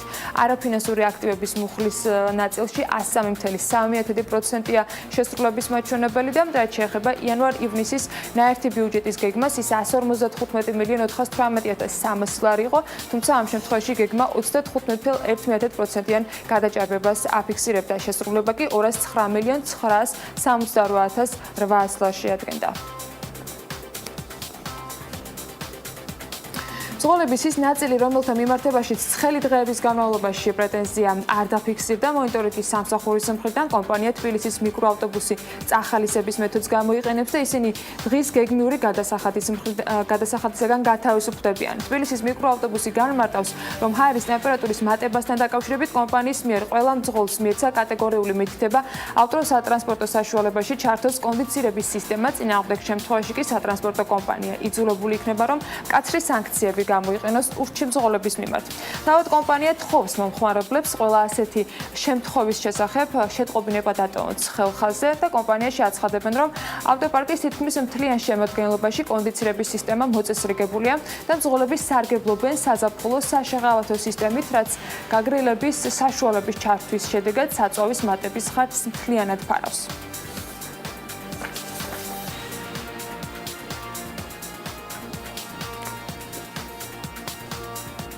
ახლა კი გადავხედოთ საერთაშორისო სავალუტო ბირჟებს. გუშინ პრინციპში განსაკუთრებული ცვლილებები არ ყოფილა. 4 ივლისს ამერიკელები ისვენებენ, როცა ამერიკული ბირჟები დაკეტილია სავაჭრო მოცულობებით შესაბამისად კრებულობს, ამიტომ აღმოსავლეთიდან დავიწყებთ ინფორმაციის მოწოდებას. იენი ოდნავ არის მოძლიერებული, სამშაბათს ჩრდილოეთ კორეის განცხადების შემდეგ წარმატებით გამოსცადა ინტერკონტინენტური ბალისტიკური ჭურვი, თუმცა დოლარის კურსით თუ ვიმსჯეროთ, ამერიკას ამის არ შეშინებია.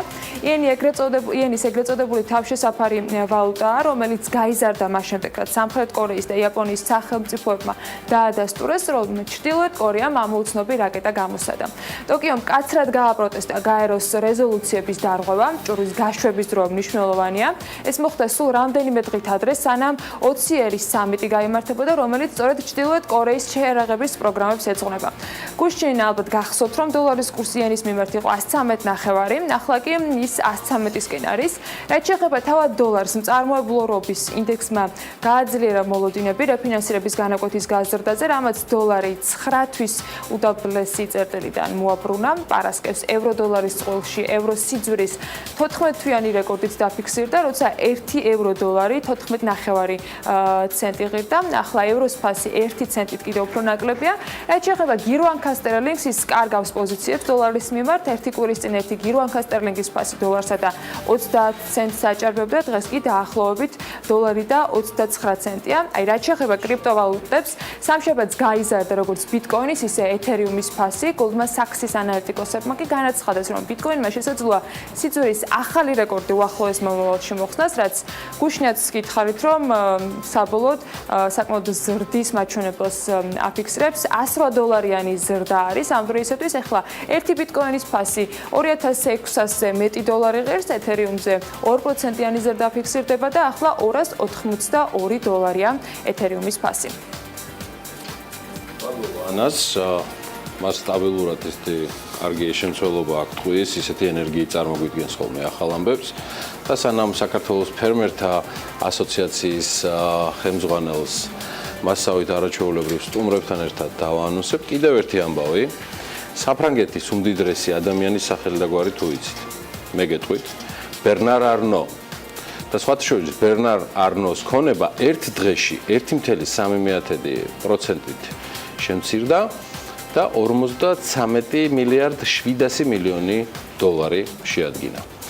არნოს ქონება Forbes-ის თვლით ერთ დღეში 690 მილიონი დოლარით შემცირდა და ამის მიზეზი მისი კომპანიის LVMH-ის აქციების ფასის თითქმის 4%-იანი შემცირებაა.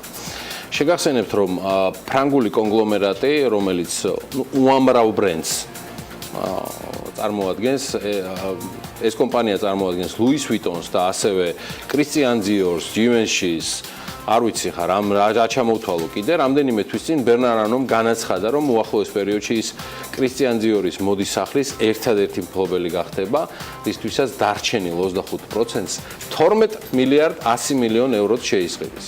ბიზნესმენი Christian Dior Couture-ის შეძენასაც აპირებს და გარიგების ღირებულება 6.5 მილიარდი ევრო იქნება. გასულ წელს არნოს კომპანიის შემოსავალმა 27 მილიარდ 600 მილიონი ევრო შეადგინა, რაც 2015 წლის მაჩვენებელზე თითქმის 2 მილიარდი ევროთი მეტია. ბერნარ არნოს ოჯახის მფლობელობაში 70-მდე ბრენდი და თითქმის 4000-მდე მაღაზია შედის. აი ამიტომ მიყვარს საქმიანი დილა და ამიტომ გისურვებთ განსაკუთრებულ შემოსავლებს, რომ იცოდეთ რეალურად ვინ დგას იმ ბრენდების, მოტისახლების თუ თქვენთვის ბევრი საინტერესო თუ მისაბაძი ბიზნეს მიმართულებების უკან. არ ვიცი ხა არნოსავით როგორ დავზარალდებით თუ ავშენდებით, მაგრამ შემიძლია მხოლოდ ერთი თქვა, რომ ახლა რეკლამის დრო არის და ყველას გისურვებთ შემოსავლებს, TV პირველზე გვიყურებთ, ცხადია. მე ძალიან მიყვარს ეს საქმიანი ფონი ჩემს უკან და გვისმენთ რადიო ჰერეთის და რადიო თბილისის საშუალებით. დროებით.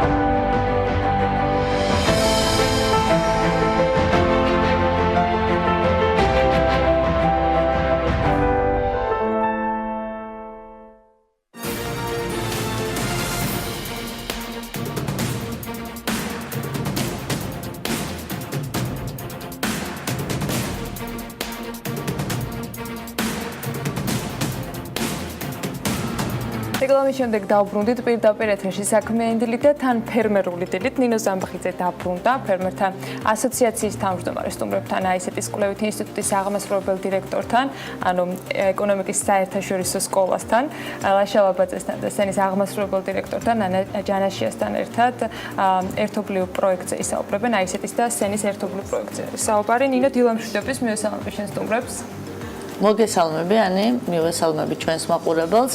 Ვფიქრობ, საინტერესო თემას განვიხილავთ, იქიდან გამომდინარე, რომ უნდა აღვნიშნოთ, რომ აისეტმა არაერთი, ასე ვთქვათ, წარმატებული კურსდამთავრებული ადამიანი მიიღო, 300-მდე ადამიანია, როგორც ვიცით, ეს გახლავთ სომხეთი, აზერბაიჯანი და საქართველო, მათი, ასე ვთქვათ, კურსდამთავრებული ზოგი არასამთავრობო სექტორშია, ზოგი პოლიტიკაში წავიდა და ძალიან კარგი ინიციატივა იყო, რომელსაც ჩაეყარა საფუძველი აისეტის დაჯილდოვებაზე, რომ ადამიანებმა, რომლებმაც აისეტი დაამთავრეს, წავიდნენ რეგიონებში, იშვილონ სკოლები და გაუზიარონ ამაგი. ამ თემაზე მინდა პირველი შეკითხვა ლაშას დაუსვა, რომელიც ფაქტურად ამ პროექტში ძალიან აქტიურად არის ჩართული და შემდეგ კითხვით უკვე ხალბატონ ნანასთან გადავიდე. ლაშა, ძალიან დიდი მადლობა ჩვენთან სტუდიაში მობრძანებისთვის. ძალიან საინტერესო პროექტია, იქიდან გამომდინარე, რომ დღეს ჩვენ ვამბობთ, რომ განათლება დეფიციტურია, ხელმისაწვდომობა რეგიონებში და განსაკუთრებით სკოლებში ინფორმაციის ნაკლებად არის და ეს წარმატებული მოდელები ადამიანების ჩამოყალიბება თუ რა მიმართულებით უნდა წავიდეს, ამის შესაძლებლობა რიგ შემთხვევაში სოფლებში არ არის. რას ისახავს მიზნად თქვენი პროექტი, ამაზე უფრო ცოტა დეტალურად რომ ვისაუბროთ. მოგესალმებით, მივესალმებით ტელემაყურებელს. პირველ რიგში რეგიონის სიტუაციას დავამატებ აისეტის შესახებ, თუნებას მომცემთ. რა თქმა უნდა. ეკონომიკის საერთაშორისო სკოლა თბილისის სახელმწიფო უნივერსიტეტში დაარსდა 2006 წელს მაშინდელი პრემიერ-მინისტრის ბატონ ზურაბ-ჟვანიას ინიციატივით. დღემდე ქონდა მხოლოდ მაგისტრატურის პროგრამა და ყველა მაგისტრატურის კურსდამთავრებული, როგორც თქვენ აღნიშნეთ, არის ძალიან წარმატებული, ყავს დაბრუნებული დასავლური განათლების კურსდამთავრებულებიც და გვინდა ეხლა სწორედ ამ პროგრამით ამაგი დაუბრუნოთ უკან იმ სკოლებს, იმ რეგიონებს, საიდანაც ეს სტუდენტები წამოვიდნენ. მეათე გამოშვება სულ ეხლა ხანს აღნიშნეთ და დააბრუნე ამაგი კამპანიაც დავაანონსეთ. კამპანიის მიზანი, ორი სიტყვით რო ვთქვათ, არის რეგიონის სკოლებში დამატებითი აქტივობების შეთავაზება. აისეტი თავის თანამონაწილე ორგანიზაციებთან ერთად და ერთ-ერთი არის ქალბატონი ნანა. არასამთავრობო ორგანიზაციები, საერთაშორისო ორგანიზაციები, დონორი ორგანიზაციები, ასე ვთქვათ, იშვილებენ სკოლებს და მენტორინგს გაუწევენ მათ. სხვადასხვა მიმართულებით იქნება ეს კარიერის დაგეგმა, იგივე საგანმანათლებლო სტიპენდიების მოძიება თუ ასე შემდეგ, თუმცა მინდა აღვნიშნო, რომ ეს არ ნიშნავს ჩვენ დავეხმარებით და ხელს შევუწყობთ ყველა სკოლის მოსწავლეს, რომ სწავლა გააგრძელოს უმაღლეს სასწავლებლში. როგორ პრიორიტეტად როგორ ირჩევთ რეგიონებს, ან რომელ სოფელს ანიჭებთ უპირატესობას? ძალიან ბევრი სოფელი ყავს ჩვენ 300-მდე კურსდამთავრებული და აი როგორ ფიქრობთ, ანუ რომელ სოფელს მიენიჭება, ვთქვათ, პრიორიტეტი, ან როგორ უნდა მოხდეს მათი შერჩევა საერთოდ? კამპანიას ახლა ჩაეყარა საფუძველი საწყის ეტაპზე რეგიონში ერთ სკოლას შევარჩევთ და შეიძლება ნაკარნახები იყოს დონორი ორგანიზაციების მიერ და ჩვენი მიზანია სკოლის ამ მოსწავლეებს მხარში დაუდგეთ და დავანახოთ ის რეალური ალტერნატივები თავიანთი თავი როგორ წარმოუდგენიათ სამუშაო ბაზარზე. ეს შეიძლება კიდევ ერთხელ ვამბობ, არ იყოს უმაღლეს სასწავლებელში სწავლის გაგრძელება. ჩვენ რადგან უნივერსიტეტიდან მოვდივართ, არ ნიშნავს, რომ ყველას ვუბიძგებთ უმაღლეს სასწავლებელისკენ, არამც და არამც ჩვენ ალტერნატივა შეიძლება იყოს პროფესიულ კოლეჯში გაგრძელება სწავლის ან პროფესიული ფერმერი რო გახდეს, ვთქვათ, ჩვენ უბრალოდ დავეხმარებით ამ მოსწავლეებს, რომ დაინახონ და კარგად გაანალიზონ ეს ალტერნატივები, რაც მათ წინაშე არის საქართველოში. ანუ უფრო დეტალურად რა ჩავიდეთ, საერთაშორისო ბაზარზე მენტორინგი ძალიან ესე ვთქვათ პოპულარულია, იმიტომ რომ როდესაც ადამიანი თავის კარიერას იწყებს, ვის უნდა მიმართოს თუ არა ექსპერტს და შესაბამისად არსებობენ მენტორები, რომლებიც ცდილობენ რომ ეს ადამიანები გაზარდნონ. და იგივე დაასაქმონ კიდევაც ან თავიანთ სამსახურში წაიყვანონ, ან საერთაშორისო ბაზარზეც გაუშვან ხოლმე, იმიტომ რომ იქ შემთხვევაში მე ვყოფილ ვარ ნაწილი ესეთი კარგი კამპანიის, რასაც მენტორინგობა ქვია უცხოეთში. ზუსტად იგივე მოდელი იმუშავებს, ანუ ჩვენს რეალობასთან ახლა სიმართლე ვთქვათ, რიგ შემთხვევაში კონკურენტად აღიქმებოდა და ადამიანები არ ცდილობდნენ, რომ მენტორინგი სხვა ახალგაზრდისთვის გაეწიათ, იქიდან გამომდინარე, თვლიდნენ, რომ ვთქვათ, ისინი მათი მომავალი კონკურენტები იყვნენ. არის თუ არა ამ სტერეოტიპის დანგრევა და თქვენ ეცდებით თუ არა, რომ სწორედ აი ამ მიმართულებით ის რაც თქვენ მიიღეთ, გადაცეთ ამ ახალგაზრდებს და სწორედ იმ გზაზე დააყენოთ, რა გზად თქვენ გაიარეთ. აბსოლუტურად სწორედ აღნიშნეთ ამ სტერეოტიპის დანგრევა გვინდა და ეს ახალი ველოსიპედი არ არის, საერთაშორისო პრაქტიკა არის ამის და ძალიან წარმატებული. ჩვენ გვინდა სწორედ სამიზნე აუდიტორია არის მაღალკლასელები, უფროს კლასელები, 10-11, 12 კლასელები. ჩვენ გვინდა ამ რეგიონის სკოლის ახალგაზრდობამ მოისმინოს და მიიღოს ის პრაქტიკული უნარჩვევები, აი ესეთის კურსდამთავრებული, ასევე ახალგაზრდა ძალიან წარმატებული თაობისგან და შეიძინო, რასაც soft skill-ებს ვეძახით და მენტორობას გაუწევენ სწორედ ეს ახალგაზრდა აი ესეთის კურსდამთავრებულები, რომლებიც ასე ძალიან გვეამაყება ჩვენ. კი, უნდა მეც მე ამაყება, იმიტომ რომ ორი კურსდამთავრებული ჩემი თანამშრომლები და განსაკუთრებით ძალიან წარმატებული. ნანა, თქვენთან გადმოდივარ შემდეგი კითხვით. თქვენ ხართ კავკასიის გარემოს დაცვითის არასამთავრობო ორგანიზაციის ქსელი. ქსელის აღმასრულებელი ხელმძღვანელი. თქვენ რა კუთხით უნდა ჩაერთოთ და თქვათ, რა საერთოა გარემოს დაცვას და აი ესეთ ამ კონკრეტულ შემთხვევაში. დიდი მადლობა დაპატიჟებისათვის. ჩვენთ რეგიონული ორგანიზაცია ჩვენც კავკასიაში მუშაობს, როგორც აი ესეთი და ჩემთვის ძალიან დიდი პატივი იყო, როდესაც აი ესეთი დაგვეკავშირდა და გთხოვა, რომ აი ამ კამპანიის კურატორთა თუ მჭერთა ჯგუფში ვყოფილიყავით. და თან ამავე დროს გამიხარდა ის, რომ ეს მარტო აი ესეც კი არ დაეხმარება, ჩვენ პროექტებსაც დაეხმარება და მთლიანად ქვეყანას დაეხმარება.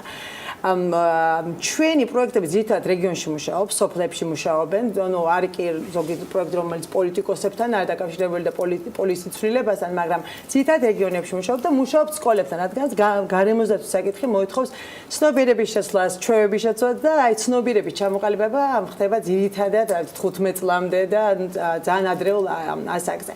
რასაც ხვდებით სოფლებში არის ის, რომ შესაძლებლობები არის ძალიან მწირი. ადგილობრივ ახალგაზრდობას აქვს მხოლოდ ანუ არაფერი არ ხდება რეგიონებში, ეს არის მხოლოდ თქვა ქორწილი, ქელეხი, ეკლესია, მეტი არაფერი არ არის. სამწუხაროდ განსაკუთრებით ახალგაზრდა გოგონები ვერ ხედავენ პერსპექტივას რეალიზების, არ აქვთ ხელმისაწვდომობა ცოდნასთან, ინოვაციასთან, რა ვიცი, საინტერესო საქმიანობასთან და ძირითადად შემთხვევაში ან ადრე თხოვდებიან, ოჯახდებიან და აქ თავდება მათი განათლება და განვითარება და ის რესურსი, რაც შეიძლება მათ თავის თემს, სოფელს და ქვეყანას და გლობალურ საზოგადოებასაც შეძინოთ, იქვე იკეტება.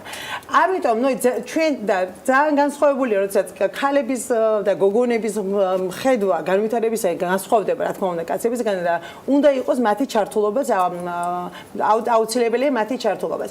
ამიტომ აი ესეთი ტიპის ქმედება, რომ თქვა აი ახალგაზრდა კურსდამთავრებულები, აი ესეთ რომელსაც ჰქონდათ ასე თქვათ exposure, ანუ ესენ შეეხნენ იმ თანამედროვე ცოდნას. ამათ ყავდათ ძალიან პროგრესული თქვათ ლექტორები, სხვა საერთაშორისო და არა მარტო ევროპიდან, აზიიდანაც, სხვადასხვა ქვეყნებიდან. აი ეს კურსდამთავრებულები, რომელთა თვალთახედვა არის უკვე ფართო, იქნებიან ასე თქვათ მოდელები რეგიონის ახალგაზრდებისათვის, გოგონებისათვის და ახალგაზრდა მამაკაცებისთვისაც. ეს მე რო ეგეთი თქვათ ესეთი მოდელი მყოლო და ჩემ თქვათ 15 წლის რო ვიყავ და დარწმუნებული ვარ ძალიან დიდ ბიძგს მომწოდა. ჩემთვის ეგეთი თქვათ თვალების გახსნა იყო თქვათ, როდესაც უცხოეთში წავედი პირველად. ამიტომ ბევრი რეგიონი, სადაც ჩვენ მუშაობთ, ხო, აი არიან ფანტასტიკური ახალგაზრდები, მაგრამ სამწუხაროდ უნდა ვთქვათ, რომ აი სოფლებსა და ქალაქ შორის ღიობი განვითარებაზე ძალიან თქვათ თბილისი უფრო ახლოს არის ლონდონთან, ვიდრე თქვათ რომელიღაცა დიდაჭარი სოფელი თბილისთან, იმიტომ რომ იქ ინტერნეტიც არ არის და ნუ არაფერი არ ხდება. ჩემი აზრით ეს არის ძალიან პროგრესული ინიციატივა და ჩვენ მაგალითად მე პირველ რიგში მეც ეგრევე ჩვენ ორგანიზაციამაც გამოხატა უკვე ინტერესი იმისა, რომ თქვათ 1, 2 და 3 ახალგაზრდაც კი დავაკავშიროთ ჩვენ ეკოკლუბებთან და ჩვენ თითქმის ყველა რეგიონში არიან ეკოკლუბები, რომლებიც თვითმობილიზდნენ და აი ამით გამოხატავენ რაღაც ქმნიან ახალ ინიციატივას.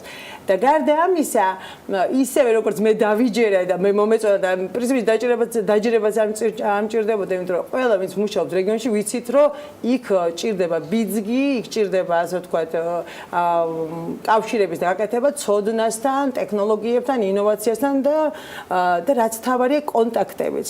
და ვთქვათ იმ ახალგაზრდა ადამიანებს რო ექნებათ კონტაქტები აი ესეთის კურსდამთავრებულებთან, ეს იქნება მაგათთვის ძალიან დიდი ასე ვთქვათ შორტკატი რომ განვითარდნენ და მოიტანონ ეს ცივილიზაციას არ ვთქვათ განვითარება თავიანთ თემებში. ძალიან კარგი იდეა არის, ვფიქრობ, რომ ყველა არასამთავრობო თავის მხრივ უნდა ჩაერთოს, იქიდან გამომდინარე, თითქმის ყველა არასამთავრობო, რომელიც ახორციელებს დონორი ორგანიზაციის პროექტს, ყველა წარმომადგენლობა აქვს რეგიონებში და თითო ადამიანის ცხოვრება მაინც თუ შეიცვლება უკეთესობისკენ, დარწმუნებული ვარ, რომ ძალიან კარგი იქნება ქვეყნის ეკონომიკის განვითარებისთვისაც. ლაშა, ესეთ შეკითხვა მაქვს შენთან. თუნდაც ვთქვათ, აი რაღაცა კონკრეტული ბაზა მოგროვდა ადამიანების, ვინცაც შეეცვალა სოფხედველობა და თავისი კარიერა გადაწყვიტა, რომ ეს არ არის აუცილებელი სოფლის მეურნეობაში იყოს, ეს შეიძლება იყოს იგივე კვლევის კუთხით წავიდეს ან სხვა მიმართულებით დაინტერესდეს თქვენი მენტორინგის შედეგად. ფიქრობ თუ არა რომ თქვათ საჭირო იქნება შემდეგ უკვე პლატფორმის შემუშავება, აი ამ ადამიანების ესე ვთქვათ ერთობა, იმიტომ რომ თქვენ თუ ვიღაცის როლ მოდელი იქნებით, შემდეგ მან უნდა გადაცეს ეს ამაკი, ხო? ეს უნდა იყოს ზვავის მეთოდი, იმიტომ რომ თუ ერთხელ მაინც ეს არ იქნა წარმატებული და ის ადამიანი, რომელმაც ეს იკეთე მიიღო, ჩაიკეტება, ფიქრობ რომ ეს სხვა ადამიანებს აღარ მიცემს საშუალებას, რომ ზუსტად ისეთივე განვითარება პოვოს, რასაც თქვენ ახლა უბიძგებთ. აი, როგორ ფიქრობთ, აი ამ საინფორმაციო კამპანიის დაწყება ან ჩვენ როგორ შეგვიძლია დაგეხმაროთ იგივე ტელევიზიები, ჟურნალისტები, თქვათ, აი რა კუთხით უნდა ჩაერთონ, რომ ამან მიიღოს ზვავის მეთოდი და სხვადასხვა ბიზნესმენებმაც ეს არ არის აუცილებელი, აი ესეთი იყოს მხოლოდ, ხო? აუცილებლად ან ჩვენი მიზანია ეს არ იყოს ერთჯერადი და მართალი ბრძანებით. თავარია რომ ამან მიიღოს რეგულარული სახასიათი, ჩვენ გვინდა ამისთვის მობილიზება გავაკეთოთ როგორც კერძო სექტორის, არასამთავრობო სექტორის, დაგვეხმარონ ნებისმიერი გზით, იქნება ეს ფინანსური, ადამიანური რესურსი თუ უბრალოდ ჟურნალისტები აი ამ კამპანიის ადვოკატირებით. ამის ბევრი წარმატებული მაგალითი გვაქვს. რამოდენიმე წლის წინ ჩვენი მმართველის საბჭოს ხელმძღვანელმა ბატონი როის აუსვორსმა სოფელ ძევრში სულ თავიდან დაიწყო სულ მცირედი სტიპენდიით, რომელმაც მოსწავლეებს მისცა ძალიან დიდი ბიძგი და ძალიან წარმატებულები აღმოჩნდნენ შემდეგ ისინი ეროვნულ გამოცდებზე. შემდეგ იყო დამატებითი პირობები, რომ იგივე გოგო მალი არ უნდა განთხოვებული იყოს სკოლის ასაკში, ბიჭებზე იყო რომ სიგარეტი არ უნდა მოეწიათ. ანუ ძალიან ნელ-ნელა დაიწყო და ამის პრაქტიკა უკვე გვაქვს ერთ კონკრეტულ სკოლაში, სოფელ ძევრში იმერეთში. და გვინდა რომ ეს დავნერგოთ ყველა რეგიონის, ყველა სკოლაში, მართალი ბრძანებით თავიდან, რადგან ახლა დავიწყეთ, იქნება სულ თითო სკოლა ყველა რეგიონიდან დაახლოებით 500-მდე უფროს კლასელი, მაგრამ ეს არის პირდაპირ სამიზნე აუდიტორია, პირდაპირ ბენეფიტს ვინც მიიღებს. თუმცა გვინდა რომ კონდეს უფრო დიდი ეფექტი აი ამ სტუდენტებმა, აი ამ მოსწავლეებმა, შემდეგ თავიანთ სკოლებს ისევ დაუბრუნონ ამაგი, როგორც ახლა ჩვენ დავიწყეთ ეს კამპანია დაუბრუნი ამაგი. და ალბათ შევაჯამოთ რა თხოვოთ იგივე ჩვენ გვაქვს საშუალება რომ ეთერით მივმართოთ იგივე ბიზნესებს, იგივე არასამთავრობო ორგანიზაციებს, რომლებმაც არ იციან, იმიტომ რომ ფაქტობრივად ჩვენ ვიყავით მომწრე, რადგან ამ დაჯილდოებაზე მქონდა პატივი რომ ყოფილიყავით მეათე გამოშვებაზე და მაშინ შევიტყვეთ ჩვენ ამის შესახებ დარწმუნებული ვარ ძალიან ბევრი ადამიანი რომელიც ამ ინიციატივის შესახებ მოისმენს ძალიან აქტიურად ჩაერთვება, იმიტომ რომ პრაქტიკანტები ფაქტობრივად ჩვენთვისაც იგივეა, ხო, როდესაც ადამიანს პრაქტიკაზე უშვებ შენთან ორგანიზაციაში გაგსაშალება იმისი რომ ის გაზარდო და შემდეგ თუ მოგეწონება დატოვო ან რეკომენდაცია მაინც გაუწიხო. ამას არაფორმალურად ვაკეთებთ, თუმცა ვაკეთებთ უკვე სკოლა დამთავრებულ ადამიანებზე, უნივერსიტეტში სწავლობენ ან ზოგს უნივერსიტეტის დამთავრებული აქვს, მაგრამ ეხლა ცოტა სხვა სიტუაცია ეხლა არის სკოლაში, სკოლის მოსწავლეებზე და ძალიან სწორი არის, როდესაც აი ამდენი ბავშვი არის, რომელიც ჩაიჭრა იგივე ეროვნულ გამოცდებში, ესეთი პრობლემა გვაქვს განათლების კუთხით, ძალიან სწორი არის, რომ თითოეულმა ჩვენთაგანმა სოციალური კორპორატიული პასუხისმგებლობა ავიღოთ, მე ამას ესე დავარქმევდი, რომ თითო ადამიანი ცხოვრება თითო ადამიანმა შეცვალოს ნიშნავს უკვე ძალიან განვითარებულ მოსახლეობას. როგორ მოუწოდოთ, აი რა გავაკეთოთ, თქვათ, როგორ დავაანონსოთ, როგორ შევიკრიბოთ კიდე ერთხელ, რომ სხვა ადამიანებიც ან ვინ უნდა დაგიკავშირდეთ, სად უნდა მოგმართონ, რომ ის ადამიანები, ვინც დღეს ჩვენ გვიყურებენ და დაინტერესებდებიან ამ ძალიან კარგი ინიციატივით, როგორ ჩაერთონ ამ კამპანიაში. მადლობა რომ მომეცი ამის საშუალება. იცი რომ აი ესეთი ვაკეთებთ უამრავ კვლევას და უმრავლესობა კვლევა გადის ერთ დასკვნაზე, რომ კარგი განათლება, სწორი განათლება არის ქვეყნის წარმატების საწინდარი. ამიტომ ჩვენ ვფიქრობთ, რომ განათლებაში ჩადებული ინვესტიცია ეს არის ყველაზე გამართლებული ინვესტიცია. მომავალში ჩადებული ინვესტიცია. ამიტომ მე მინდა მოუწოდე კერძო სექტორს, არასამთავრობო ორგანიზაციებს, ნებისმიერ დონორ ორგანიზაციას, რომ დაგვიდგნენ მხარში ნებისმიერი სახით. იქნება ეს სტუდენტების ინტერნშიპი, ანუ ვიზიტი მათ ორგანიზაციაში და რაღაც პრაქტიკის მიღება, იქნება ეს ფინანსური მხარდაჭერა, ადამიანური რესურსი, თუ თუნდაც რჩევით მხარდაჭერა ნებისმიერს მივესალმებით ეკონომიკის საერთაშორისო სკოლა და კომიტეტი, რომელიც ამ კამპანიას უხელმძღვანელებს, მზად არის მიიღოს ნებისმიერი მოსაზრება. ერთ რაღაცას დავამატებ, აი ესეთმა ძალიან ეს კამპანიაც დაიწყოს ძალიან პროგრესულად. მათ შეეძლო თქვა მისულიყვან რომელიმე დონორთან და საკმაოდ კაი სახელი აქვს აისაც და თქვა აი ამ კამპანიისთვის თანხები მოეძიებინათ და გაეკეთებინათ ეს კამპანია. მაგრამ მაშინ ეს კამპანია ესეთი საინტერესო და თანამონაწილეობრივი არ იქნებოდა. ამათ რაც ქნეს, ასე თქვა თავიან აი ესეთის პრომოციაც გააკეთეთ. ამ დაუკავშირეს სხვადასხვა ტიპის ორგანიზაციებს, ბიზნესებს, განვითარებად, ანუ საერთაშორისო ორგანიზაციებს, არასამთავრობო ორგანიზაციებს, როგორც შევართ, მედია ორგანიზაციებს და თხოვეს, რომ ყოფილიყვნენ შეგვექმნა ესეთი კომიტეტი და ასე ვთქვათ, პირით გაგვეკეთებინა და ენით გაგვეკეთებინა ამისი კომუნიკაცია, ამ კამპანიის კომუნიკაცია და უფრო თანამონაწილეობრივი ყოფილიყო. აი ეს მიდგომაც არის ძალიან კარგი, იმიტომ რომ მაგალითად მე მაქვს ძალიან დიდი კუთვნილების გზნობა უკვე ამ კამპანიისადმი და ბევრ სხვა ორგანიზაციაც აქ იყო, მსოფლიო ბანკი იყო, BP იყო, არის EBRD, რომლებიც ასევე არიან გახდნენ ელჩები ამ კამპანიისა.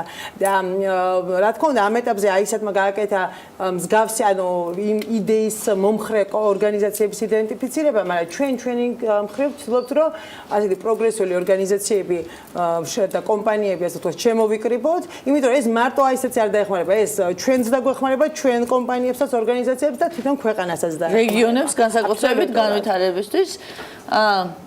კოლეგებო, ვფიქრობ, ძალიან საინტერესო კამპანიას ჩაეყარა საფუძველი რამოდენიმე დღის წინ და ჩვენ ვიყავით პირველები, ვინც ამის შესახებ გაახმოვანა.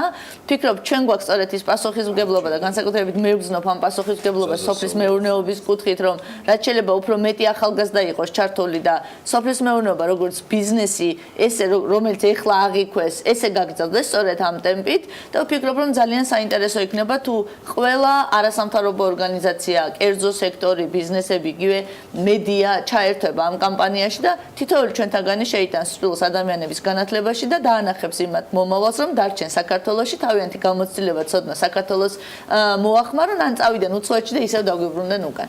აი ესეც ულოცავ 10 წლის იუბილეს, ძალიან წარმატებულ აღმასვლას და პროგრესს, მადლობა მათ. მადლობა ნინოს და მის სტუმრებს, დღევანდელი დილის სტუმრობისთვის. კიდევ ერთი ჩვენი თანაწამყვანი ზაზაბაშიძე ცოტა ხანში შემოგვიერთდება, მას შემდეგ რაც კალენდრის მოკლე კოლაჟს ვნახავთ.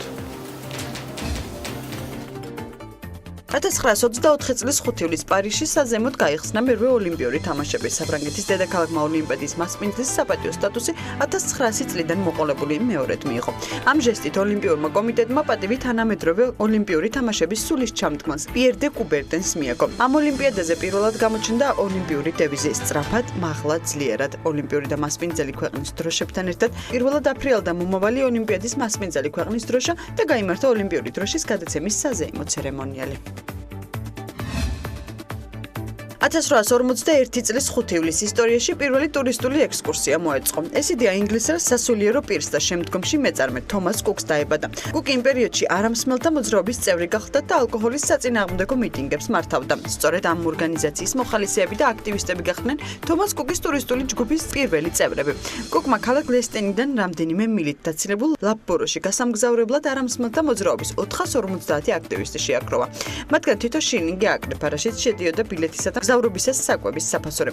შეგროვებული თანხით რკინიგზის ბილეთები ერთიანად და ფასაკლებით შეიძინა. ეს იყო ისტორიაში პირველი კერძო დაქირავებული ექსკურსია, რომელიც ფართო საზოგადოებისათვის მოეწყო. 1946 წლის 5 ივლისს ფრანგმა მოდელიორმა ლუი რეარდმა ჩვენებაზე პირველი საცურაო კოსტიუმი ბიკინი წარმოადგინა. თამამი მოდელის დემონსტრირებისათვის რეარდი დიდხანს ეძებდა გოგონებს. საბოლოოდ ის მისია საკუთარ თავზე მოცეკვავი მიშელინ ბერნარდინმა აიღო. ბიკინი, რომლითაც ის პოდიუმზე გამოჩნდა, ორი განცალკევებული დეტალისაგან შედგებოდა. კრიტიკოსებმა საცვალისა და ბიუსჰალტერის კომბინაციას გარყვნილება უწოდეს და ლუი რეარდი საზოგადოების მორალური ფასეულობების შეურაცხყოფაში დაადანაშაულეს. სიახლე არც ქალბატონებმა მიიღეს და ისევ მთლიან კლასიკურ საცურაო კოსტიუმს ანიჭებდნენ უპირატესობას. სიტუაცია რადიკალურად შეცვალა კინოეკრანებზე ბრიჯიტ ბარდოს გამოჩენამ ფილმში და ღმერთმა შექმნა ქალი, რომელშიც პოპულარული მსახიობი სწორედ ბიკინით წარდგა მაყურებლის წინაშე.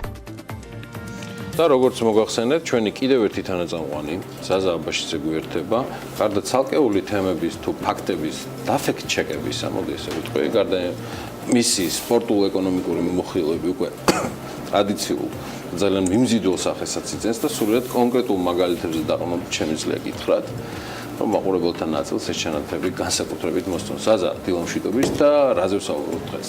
დილამშვიდობის მივესალმებით ტელემაყურებლებს. დღევანდელი სამყარო ტოტალიზატორისა და სხვადასხვა აზარტული თამაშების გარეშე წარმოუდგენელია. ასევე წარმოუდგენელი იქნებოდა სპორტზე და ეკონომიკაზე საუბარი ამ საკითხის მიმოხილვის გარეშე მომხდარიყო, ამიტომ დღეს საინტერესო სტატისტიკურ მონაცემებსა და ტენდენციებს გაგაცნობთ. თუმცა სანამ რიცხვებზე საუბარს დავიწყებდეთ, იქამდე ცოტა ხნით ჩორეულ წარსულში გადავინაცვლოთ. და დავიწყოთ საიდან დაიწყო ეს სფერო საერთოდ. სოფლიოს პირველი ბრძოლა ჩინეთში ქრისტეს შობამდე 2300 წელს იმპერატორ იაოს კარზე გაკეთდა. იმპერატორი იყო ავტორი თამაშისა, რომელიც დღეს გოს სახელით არის ცნობილი და ერთ-ერთი ყველაზე ინტელექტუალურ სპორტად ითვლება. საიმპერატორო კარზე გამართული თამაშების დროს მაყურებელი ორი მეტოქიდან ერთს ირჩევდა და მის სასარგებლოდ ბრძონას აკეთებდა. ასე დაიწყო ერთი შეხედვით უმნიშვნელო ამბავი, რომლის უკანაც დღეს ყველა სპორტული ინდუსტრია და მილიარდობით დოლარი ტრიალებს. მას ასე დავიწყოთ მოგების სტატისტიკით. სათავეში ჩინეთის სპეციალური ადმინისტრაციული ერთეული მაკაოა, სადაც აზარტული თამაშები ლეგალურია.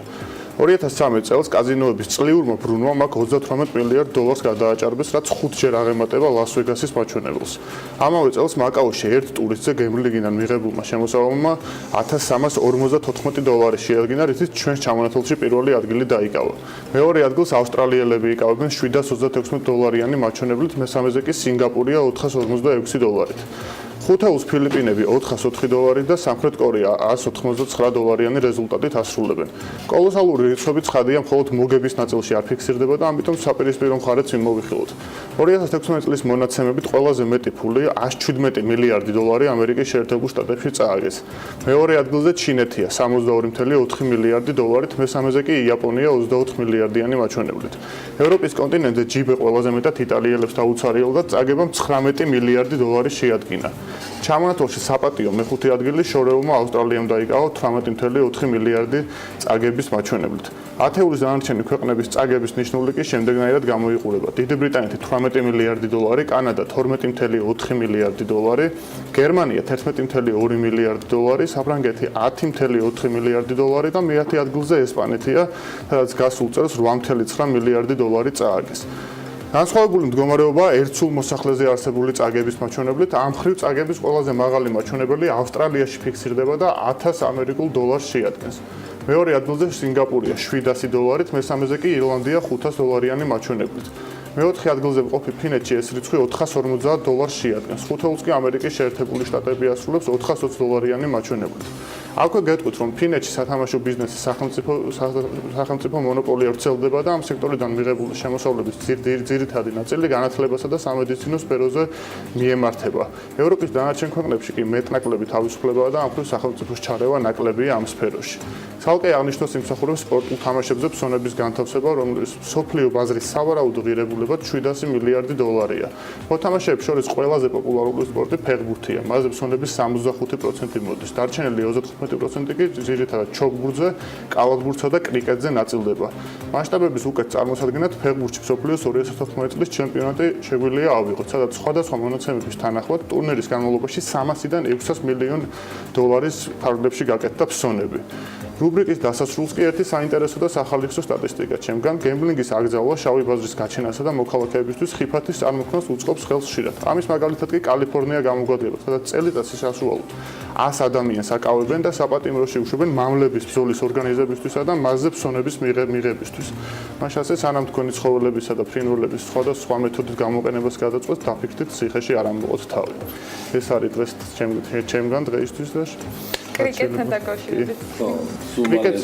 კრიკეტზე თქვი. კრიკეტის ამბავი ყველას ეუცნაურება, მაგრამ ამ თავარი ის არის, რომ ინდოეთი არის დაახლოებით მილიარდიანი პოპულაციის და ასევე პაკისტანი, სადაც ძალიან პოპულარულია ეს სპორტი, შესაბამისად მისი სამეულში ან ხუთეულში მოხვედრა სულაც არ არის უცნაური ამ მხრივ. ანუ ერთი ქვეყნის ჯგუფი განაპირობებს რეალურ სტატისტიკის მონაცემების ცვლილებას. ეს ზაზას მონათრობი რეკლამამდე სანამ გავალთ, ისე საკმაოდ საინტერესო იქნება, დარწმუნებული ვარ ეკონომიკური ექსპერტებისთვისაც და ტურიზმის სფეროს მიმართულებისთვის, რომელსაც მუდმივ წიაღსვლებია გემბლინგის თერმოილთან. სამწუხაროდ საქართველოსაც მინდოდა როგორც ყოველთვის საქართველოსი დასრულება ჩემი რუბრიკის, მაგრამ ინფორმაცია საკმარისი არ არის, რაც არის ერთადერთი შეგვიძლია ვთქვათ, რომ მოსაკრებელი მაგალითად 2015 წელს გაორმაგებული იყო 2010 წელთან შედარებით, ანუ 180 მილიონი დოლარი შეადგინა, ხოლო პოლიტიკოსებს და სხვადასხვა ჯგუფებს ძალიან უყვართ ხოლმე ამ სფეროზე თავდასხმა განსაკუთრებით არჩევნების წინ და აქაც საინტერესო კვლევა იყო, მოთამაშეთან მხოლოდ 6% მიიჩნევდა თავს დამოკიდებულად ამ სფეროზე, შესაბამისად ეს ციფრებში თუ ჩავხედავთ ძალიან ცოტა არის და არანაირი კატასტროფის ან რაღაც განკარგვის ზარების სტატისტიკა ადრე დღის რიცხვებისთვის ვეყენებდი, ახლა გავხსენე 180 მილიონი ლარი ხო იყო 2015 წელს და საზღვრისპირა ქალაქებში სათამაშო ბიზნესმა ადგილობრივი შემოსავლების დაახლოებით მე-13 შეადგინა. ანუ ყაზბეგში 38.7% შემოსავლების მუნიციპალიტეტმა მიიღო კაზინოდან, უგულავას კაზინოდან. ხო, თან საქართველოს ისიც უთხარი რომ თემურ უგულავაზია საუბარს. ხო, რაღაცა ბათუმში 33% იყო და ზუგდიდში 32%. ანუ მე-13 აი გზები რო იგება, რაღაცები რო კეთდება. მე-13 ამის იხდის კაზინოს მოსაკრებია. ჩვენი რეალში არ შეცვლა ხო სიტუაცია? ჩვენ ისე მარტონი ვართ, ხო? ჩვენ სფეროში ძალიან ყველაზე ლიბერალური ქვეყანა ვართ ამ მხრივ, თუმცა ეს რაღაცა ხანდახან რაღაცების მოფიქრება, მოუწევთ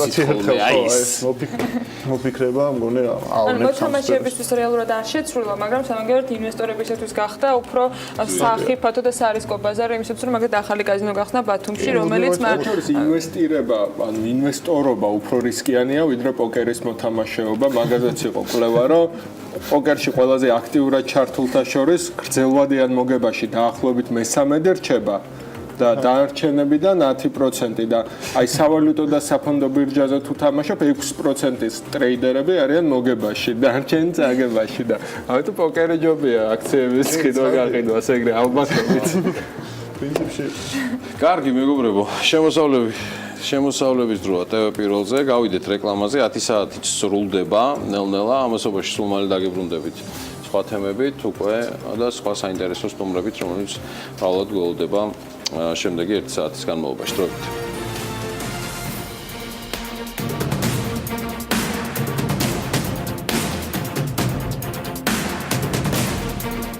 რეკლამის შემდეგ დავბრუნდით პირდაპირ ეთერში საქმიანი დილით. ერთ საინტერესო ამბავზე უნდა მოვისმინოთ ახლა ინფორმაცია და განსაკუთრებით მათთვის იქნება საინტერესო, ვისაც ამ პერიოდში შვებულება იქნება, ან სულაც უკვე ზღვისპირეთშია გადაბარგებული იმისათვის, რომ ზაფხულის ცხელი დღეები შავ ზღვასთან ერთად გაიგრილოს. 22 ივლისს დაგეგმილი ფოთში უკვე ტრადიციული ფაზისობისთვის მზადება დაწყებულია და ფაზისობა წელსაც გამორჩეული იქნება, თუმცა ამჯერად უკვე კვესტის საშუალებითაც ადგილობრივი ხელისუფლების მხარდაჭერა და თავად კვესტის ორგანიზატორების მონდომება ფაზისობის თავარი მოძრაობები ზალა აღმოჩნდა და ჩვენი ინტერესის საგანიც. ორიენტირი და სასურველი შედეგი მეტი ტურისტის ფოთში ჩაყვანა.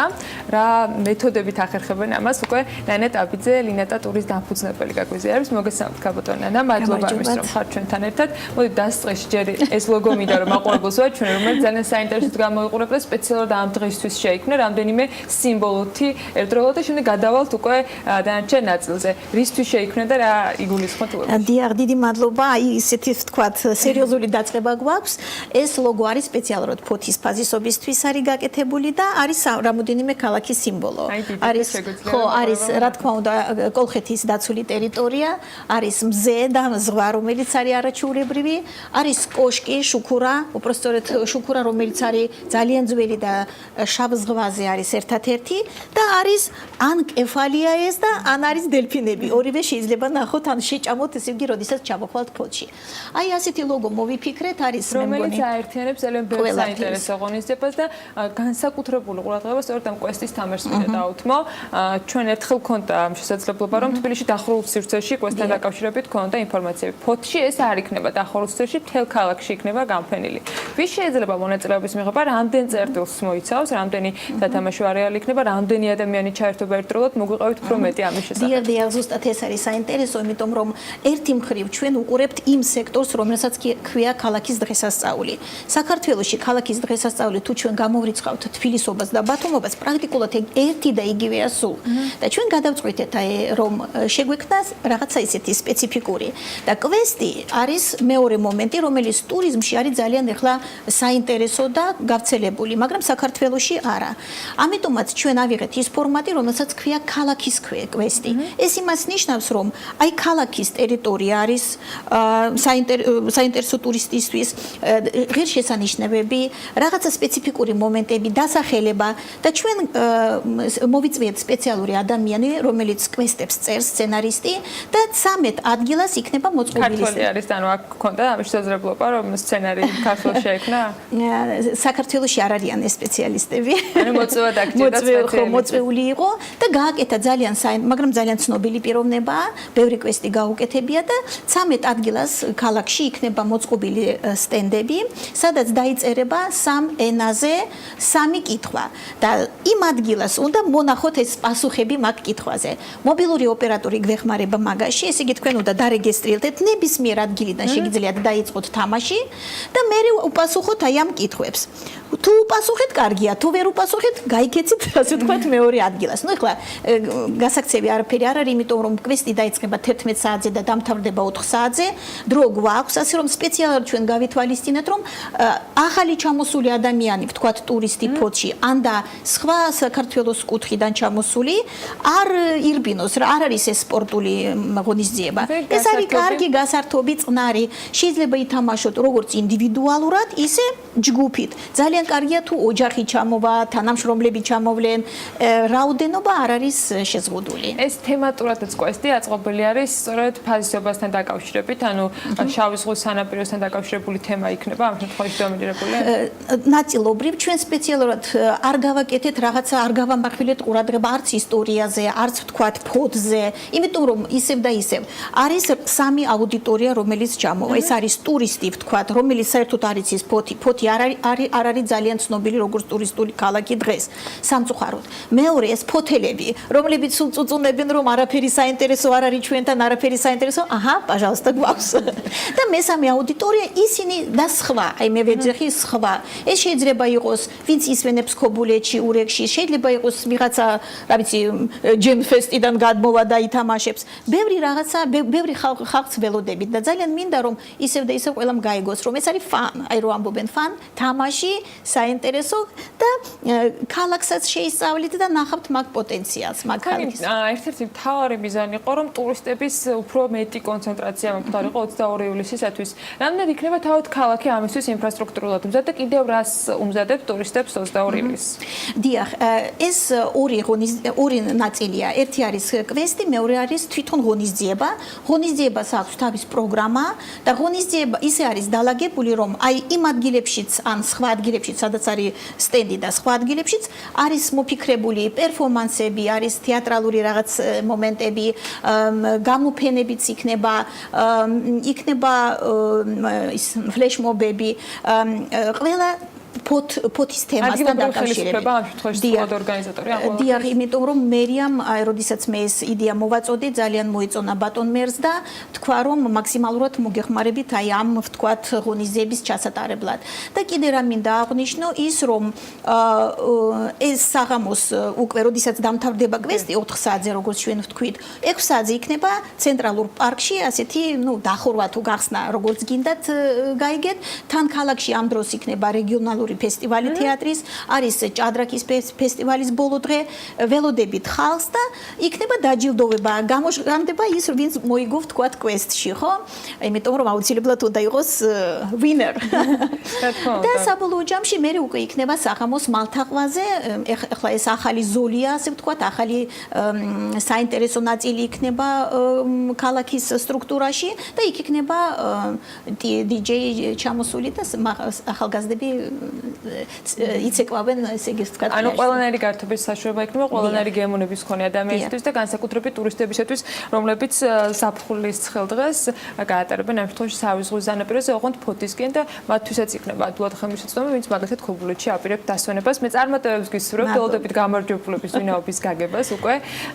ნანა ტაბიძე, ლინა და ტურის დაფუძნებელი გსტუმრობდა საქმიან დილაში. ახლა კი უკვე შემდეგი თემით უნდა გავაგრძელოთ საქმიან დილა. თათია ჩაფიჩაძე უნდა შემოგვიერთდეს 1 ივლისიდან საქართველოში მართვის მოწმობის 100-ქულიანი სისტემა მოქმედდა, რაც იმას ნიშნავს, რომ თითოეული სამართალდარღვევის ჩადენის შემთხვევაში მძღოლებს სხვადასხვა ოდენობის ქულების შესაბამისობის მიხედვით დააკლდებათ. თათია ჩაფიჩაძე დაინტერესდა, როგორია მონაცემები 100-ქულიანი სისტემის ამოქმედებიდან სულ რაღაც რამდენიმე დღეში, დღეს უკვე მე-5 დღე არის. ამ თემაზე სასაუბროთ ის ახლა უკვე შინაგან საქმეთა სამინისტროდან სტუმართან ერთად შემოგვიერთდება და გარკვეულ სტატისტიკურ მონაცემებსაც გაგვაცნობს. თათია, დილა მშვიდობის, მივესალმები შენ სტუმარს. დილა მშვიდობის ანა, დიახ, ჩვენ ამ წუთებში ვიმყოფებით შინაგან საქმეთა სამინისტროში, ჩვენს გვერდით კი იმყოფება კვლევისა და განვითარების დეპარტამენტის წარმომადგენელი ქეთევან ტატუაშვილი. სწორედ მისგან მოვისმენთ ახლა ინფორმაციას იმის შესახებ, თუ რამდენი მძღოლი დაჯარიმდა 1 ივლისიდან დღემდე. მოგესალმებით კიდევ ერთხელ. როგორია ამ დღეს არსებული სტატისტიკა, თუ შევადარებთ გასული წლის, გასული კვირის პერიოდს, რამდენად გაზრდილია ან შემცირებულია ჯარიმების რაოდენობა? შევადაროთ 1 ივლისი, 1 ივლისს მთელი საქართველოს მასშტაბით პატრული ინსპექტორების მიერ დაფიქსირებული იქნა 2805 საჯარიმო დარღვევა და ამ ციფრს თუ შევადარებთ ერთი კვირის წინ მონაცემს, ანუ 24 ივნისს სახეზეა 280 საჯარიმო ქვითრით ნაკლები. ანუ რეალურად ცვლილებების ამოქმედებისთანავე იმ დღესვე სახეზე გვაქვს 280 სამართალდარღვევით ნაკლები. რაც შეეხება 3 ივლისს წინა ერთი კვირის მონაცემთან შედარებით სახეზე 953 ადმინისტრაციული სამართალდარღვევით ნაკლები. 1 ივლისს, ანუ კანონის ამოქმედებისთანავე 100-ქულიანი სისტემით დაჯარიმებული იქნა 1321 მოქალაქე. და ყველაზე მეტად რა ტიპის ჯარიმები იწერება, რა მიმართულებით არღვევენ ასე? ამ შემთხვევაში ყველაზე ხშირად სახეზეა ღერძოლა ხაზის გადაკვეთა, ასევე ღვედის გამოუყენებლობა, მობილური ტელეკომუნიკაციის საშუალებების სარგებლობა, ასევე სიჩქარის გადაჭარბება. ჯამური მონაცემი ვთქვათ 1-დან ჯერჯერობით არ არის სამშობლო, გვაქვს მხოლოდ 1 და 3, ხო და ქალაქების მიხედვითაც საზოგადოებას დაინტერესების შემთხვევაში ამ სტატისტიკას მივაწვდით. კარგი, ძალიან დიდი მადლობა. მე მაყურებელს ვეთქვი, რომ 1 ივლისიდან 100-ქულიანი სისტემის ამოქმედებასთან ერთად ასევე ამოქმედა უკონტაქტო პატრულიც. თბილისის მასშტაბით 3 ლოკაციაზე ხდება უკონტაქტო პატრულით მძღოლების შემოწმება და მთელი ქვეყნის მასშტაბით რამდენიმე ადგილას. მადლობა თათიას, მადლობა შინაგან საქმეთა სამინისტროს ინფორმაციისათვის. ახლა კი დღის რიცხვის დრო არის, მონაცემს უკვე სხვა მიმართულებით შეთე გაგვაცნობს. დღევანდელი დღის რიცხვი არის 159,700, ეს არის დოლარი. ამ რიცხვმა ჩვენი ყურადღება იმით დაიმსახურა, რომ თბილისში ამერიკის საელჩოდან 159,700 დოლარი გაქრა. შესაბამისი საგამოძიებო ანგარიში სახელმწიფო დეპარტამენტის გენერალური ინსპექტორის ოფისმა გამოაქვეყნა. ამ ინფორმაციას საზოგადოებრივი მაუწყებელიც ავრცელებს. საუბარია 2010-დან 2014 წლამდე აღმოჩენილ უკანონო სქემაზე. კერძოდ, ნაღდი ფულადი თანხების საელჩოს თანამშრომლებმა ან თანამშრომელმა უკანონოდ მიითვისა და შესაბამისი მონაცემები სისტემიდან წაიშალა. გამოძიებამ წაშლილი მონაცემების გამო დამნაშავეთა ვინაობა ვერ დაადგინა.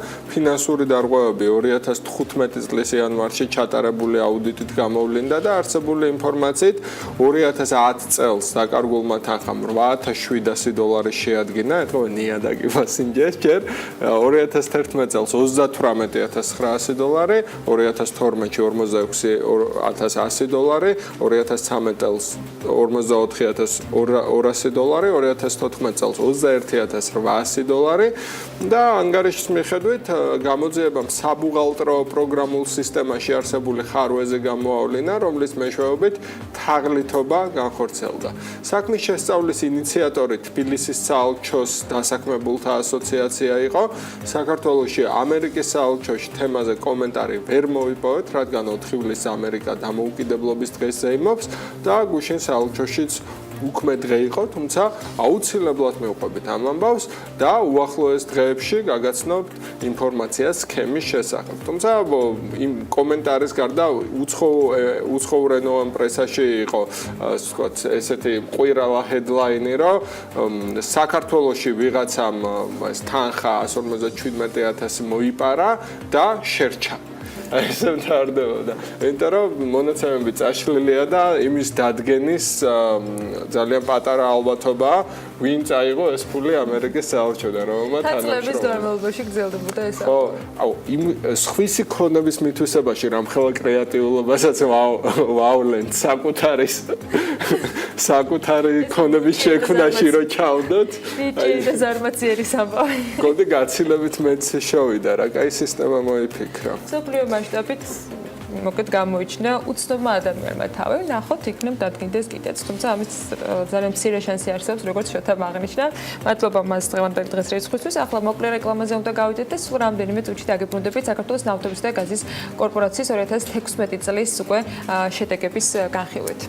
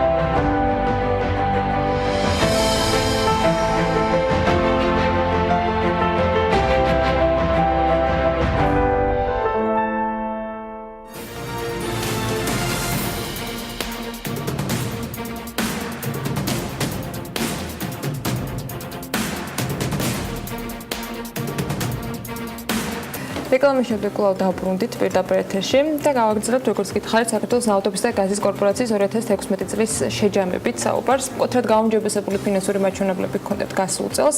კომპანიის მოგება 2.5-ჯერ გაიზარდა, წმინდა მოგება და კომპლექსური შემოსავალი კი 78 მილიონ ლარს აჭარბებს. მონაცემები და მაჩვენებლები ნამდვილად შთამბეჭდავია. რის ხარჯზე და რამ განაპირობა ესწრდა ამასთან დაკავშირებით ომარ ობგაიძესთან ერთად ვისაუბრებთ საქართველოს ნავთობისა და გაზის კორპორაციის მრჩეველი ინვესტორებთან ურთიერთობის საკითხებში. მოგესალმებით ბატონო ომარ, მადლობა ის რომ ხართ ჩვენთან ერთად. მოკლე ინფორმაცია, რომელიც გასული წლის შეჯამებას უკავშირდებოდა, პრინციპში მაყურებელს თავშუე გააცდო გიორგიმ, როდესაც კომპანიის შესახებ ანალიზს წარმოადგენდა, თუმცა მინდა კითხოთ, აი რამ განაპირობა უფრო მეტად იყო ეს გარდაბნის თბო სადგურზე ძირითადად განპირობებული თუ ეს იყო უბრალოდ ერთ-ერთი პუნქტი, რამაც ასეთი მაჩვენებლები დადო უკვე 2016 წლის შეჯამებისას. მოგესალმებით, მივესალმეთ თქვენს მაყურებელს. ბუნებრივია გარდაბნის თბო სადგურმა ძალიან დიდი როლი ითამაშა ანგარიშგებაში, გაუმჯობესებულ ანგარიშგებაში და ფინანსური მაჩვენებლები, მთლიანობაში გაუმჯობესებული ფინანსური მაჩვენებლები განპირობებულია როგორც გარდაბნის თბო სადგურით, ისე სხვა ბიზნეს სეგმენტებით. ანუ კორპორაციის შემოსავლიანობა დამოკიდებულია 5 ძირითად ბიზნეს სეგმენტზე. აქედან მთავარი არის გაზის რეალიზაცია, ელექტროენერგიის რეალიზაცია, გარდაბნის თბო თბოსადგური. ჩვენ 184 მილიონი ლარი. ანუ მთლიანობაში შემოსავლის დაიყო 28%, ანუ 495 მილიონიდან 634 მილიონამდე გაიზარდა და წილი თვითონ სტრუქტურა შეიცვალა შემოსავლიანობის. ადრე თქვა დაუშვათ 2015 წელს გაზის რეალიზაციის წილი იყო 70%-მდე და 2016 წელს გაზის რეალიზაციის წილი შემცირდა 55%-მდე. ეს განპირობებული იყო გარდაბნის თბოსადგურის შემოსავლიანობის ზრდით. ანუ გარდაბნის თბოსადგური შევიდა ექსპლუატაციაში 2015 წელს სექტემბერში. ფუნქციონირებდა დაახლოებით 3 თვის განმავლობაში ფუნქციონირა 2015 წელს. ბუნებრივია 2015 წლის ანგარიშგებაზეც იქონია განვენა, თუმცა 2016-ში უკვე ძალიან მნიშვნელოვანი გავლენა ჰქონდა 105 მილიონს გადააჭარბა შემოსავალმა გარდაბნის თბოსადგურიდან. და აღსანიშნავია ევროობლიგაციების რეფინანსირება რომ მოხდა კიდევ რაც ძალიან კარგ მაჩვენებელს დებს 250 მილიონი $. პირველად გამოშვება ევროობლიგაციების იყო 2012 წელს მაისში გავაკეთეთ გამოშვება პირველად ლონდონის საფონდო ბიჯაზე. შემდგომ შარშან 2016 წელს მოახდინეთ რეფინანსირება. წარმატებით მოახდინეთ, იმიტომ რომ არსებული ინვესტორების პროცენტიანი ზრდა არის ეხლა, ხო? არა, ეს 5%-იანი ეს არის შემოსავლიანობა, ანუ ეს გამოჯობესებულია შემოსავლიანობა, ანუ ადრე იყო 7%, ახლა 5%, ანუ ეს ნიშნავს, რომ მომავალში კორპორაციას თუ დაჭირდა დამატებით ფინანსური რესურსები, მას შეუძლია უფრო იაფად მოიზიდოს. ანუ შემოსავლიანობის შემცირება ეს ლიმიტირებული არის ეს შემოსავლების თქვა შესაძლებლობა, რომელიც სამომავლოდ გაქვთ გათვლილი, თუ ღია პლატფორმაზეა საუბარი. მოზიდვის კუთხით კორპორაციის უნარი მოიზიდოს ფინანსური რესურსი, დაუშვათ ლონდონის საფონდო ბირჟაზე დამოკიდებულია მის მომგებიანობაზე. საოპერაციო მოგებაზე ბუნებრივია, რაც უფრო პოზიტიური დინამიკა იქნება საოპერაციო მოგების, რაც უფრო მნიშვნელოვნად გაიზარდება საოპერაციო მოგება, შესაბამისად უფრო მეტი საშუალება იქნება კორპორაციას, რომ მოიზიდოს დამატებითი ფინანსური რესურსები. ის დივერსიფიკაცია, რომელიც ამავე ანგარიში იყო ერთ-ერთ მთავარ, ასე ვთქვათ, დადებით მხარეთ აღნიშნული, რეალურად რა მიმართულებებს გაძლევთ დღეს და რამდენად იქნება ეს სტაბილურად მზარდი შემოსავლიანობის გარანტი? ბუნებრივია სტაბილურია, იმიტომ რომ დივერსიფიკაცია ეხება პირველ რიგში ეს გარდაბნის თბოსადგურს, რომელიც სასარგებლო ვადიანობა არის 25 წელი. და შესაბამისად, ანუ ჩვენ ეს გზელვადიანი პროექტი არის და ეს დივერსიფიკაცია, ანუ ეს არის ერთჯერადი, თქვა რამდენიმე წელზე გათვლილი, ეს არის გზელვადიანი. რაც შეეხება სხვა სეგმენტებს, ანუ სხვა სეგმენტებშიც იყო უბრალოდ ძალიან მნიშვნელოვანი კვეთრის და იყო ამ სეგმენტში და რადგან ამ კლასს და არის, თქვა $100 მილიონზე მეტად გაიზარდა შემოსავლიანობა. შესაბამისად აქცენტი გაკეთებული გარდაბნის თბოსადგურზე აქედან გამომდინარე. ამ თვალსაზრისით უფრო ფართო, უფრო მაკროხედვა რომ გავაკეთოთ გარდაბნის თბოსადგურის როლის ქვეყნის ენერგეტიკის სექტორში. აი რა კონტრიბუციას აკეთებს კიდევ ერთი თბოსადგური, რომელიც გვაქვს? ძალიან მნიშვნელოვანი კონტრიბუციას აკეთებს, ან მთლიანი ელექტროენერგიის წარმოების დაახლოებით 10%-ია. მნიშვნელოვანი რაც არის ამ გარდაბნის თბოსადგურთან დაკავშირებით, არის რომ ის არის უფრო ეფექტური, შესაბამისად 40%-ით ნაკლები გაზი ჭირდება იგივე ელექტროენერგიის წარმოებისათვის. ეს მნიშვნელოვანი სტიმულია. ამ ხრივ. და რა განაპირობებს ამ კონკურენტულ უპირატესობას ტექნოლოგიურად? ახალი ტექნოლოგიაა, დაუშვათ ამიერკავკასიაში ერთ-ერთი ყველაზე თანამედროვე თბოსადგურია დღევანდელი დღისთვის და საქართველოში არსებული სხვა თბოსადგურები საბჭოთა დროის თბოსადგურები, ესე ვთქვათ, 70-იანებში აშენებული თბოსადგურებია, 60-იანებში, 70-იანებში, თან ძველი თბოსადგურები შესაბამისად.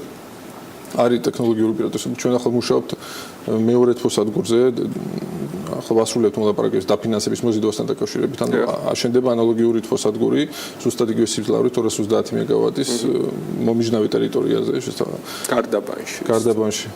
და მოლოდინი გვაქვს რომ დანახარჯები იქნება უფრო მცირე, კაპიტალური ხარჯი იქნება უფრო ბევრად მნიშვნელოვნად მცირე ვიდრე გარდაბანი. საწარმოო მოცულობას რამდენით გაგიზრდეთ? 230 მეგავატი იქნება ანალოგიურად გარდაბანი ერთის. ანუ შეგვიძლია ვთქვათ რომ 20% იქნება საქართველოს ელექტროენერგიაში დაახლოებით 20% შეადგენს. გაჟისია თვითონ სეზონურად ხო ალბათ? წლის ჭრილში არის საუბარი ამ შემთხვევაში.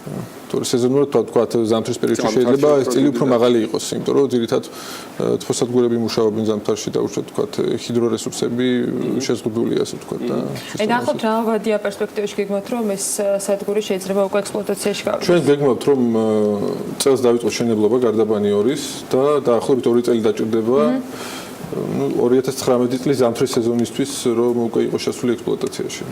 ასეთი გეგმა გვაქვს.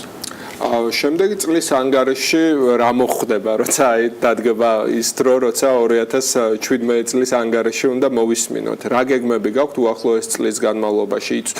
რამე ისეთი მასშტაბის ცვლილება იგეგმება, რაც თბო ელექტროსადგურმა მოხსეთ, გარდა იმისა, რაც საკეთებთ? ეს სწრაფად ასეთი პროექტის თქვათ მოლოდინი არ გვაქვს.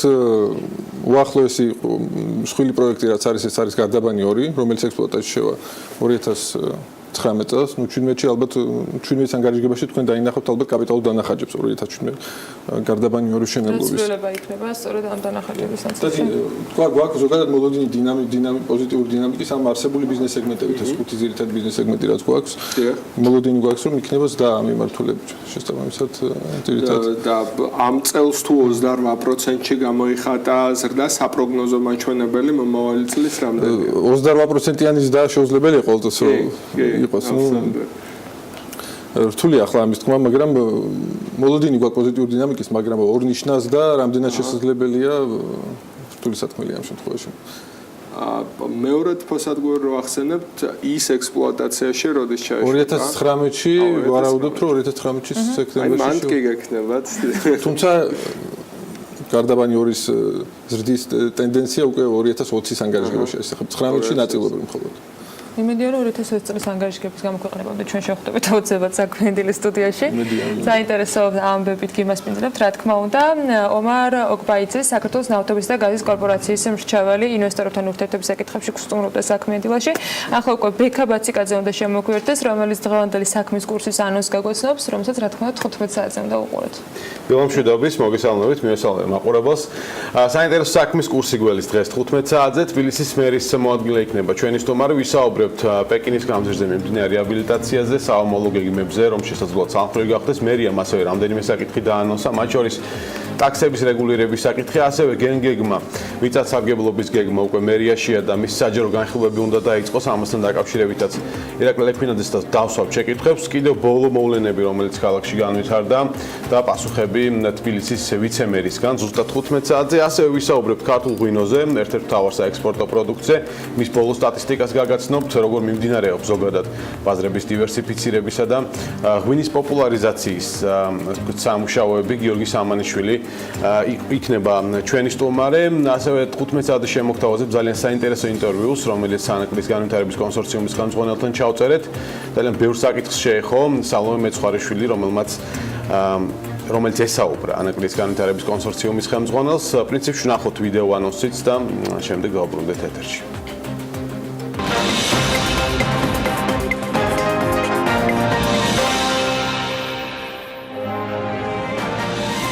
მერიამ დედაქალაქის მიწათსარგებლობის გენერალური გეგმა ჩაიბარა. გენგეგმა საჯარო განხილვების მოლოდინში თბილისის მთავრობის მიმდინარე და დაანონსებული პროექტები. დედაქალაქის ვიცემერი ირაკლი ლექვინაძე საქმის კურსში.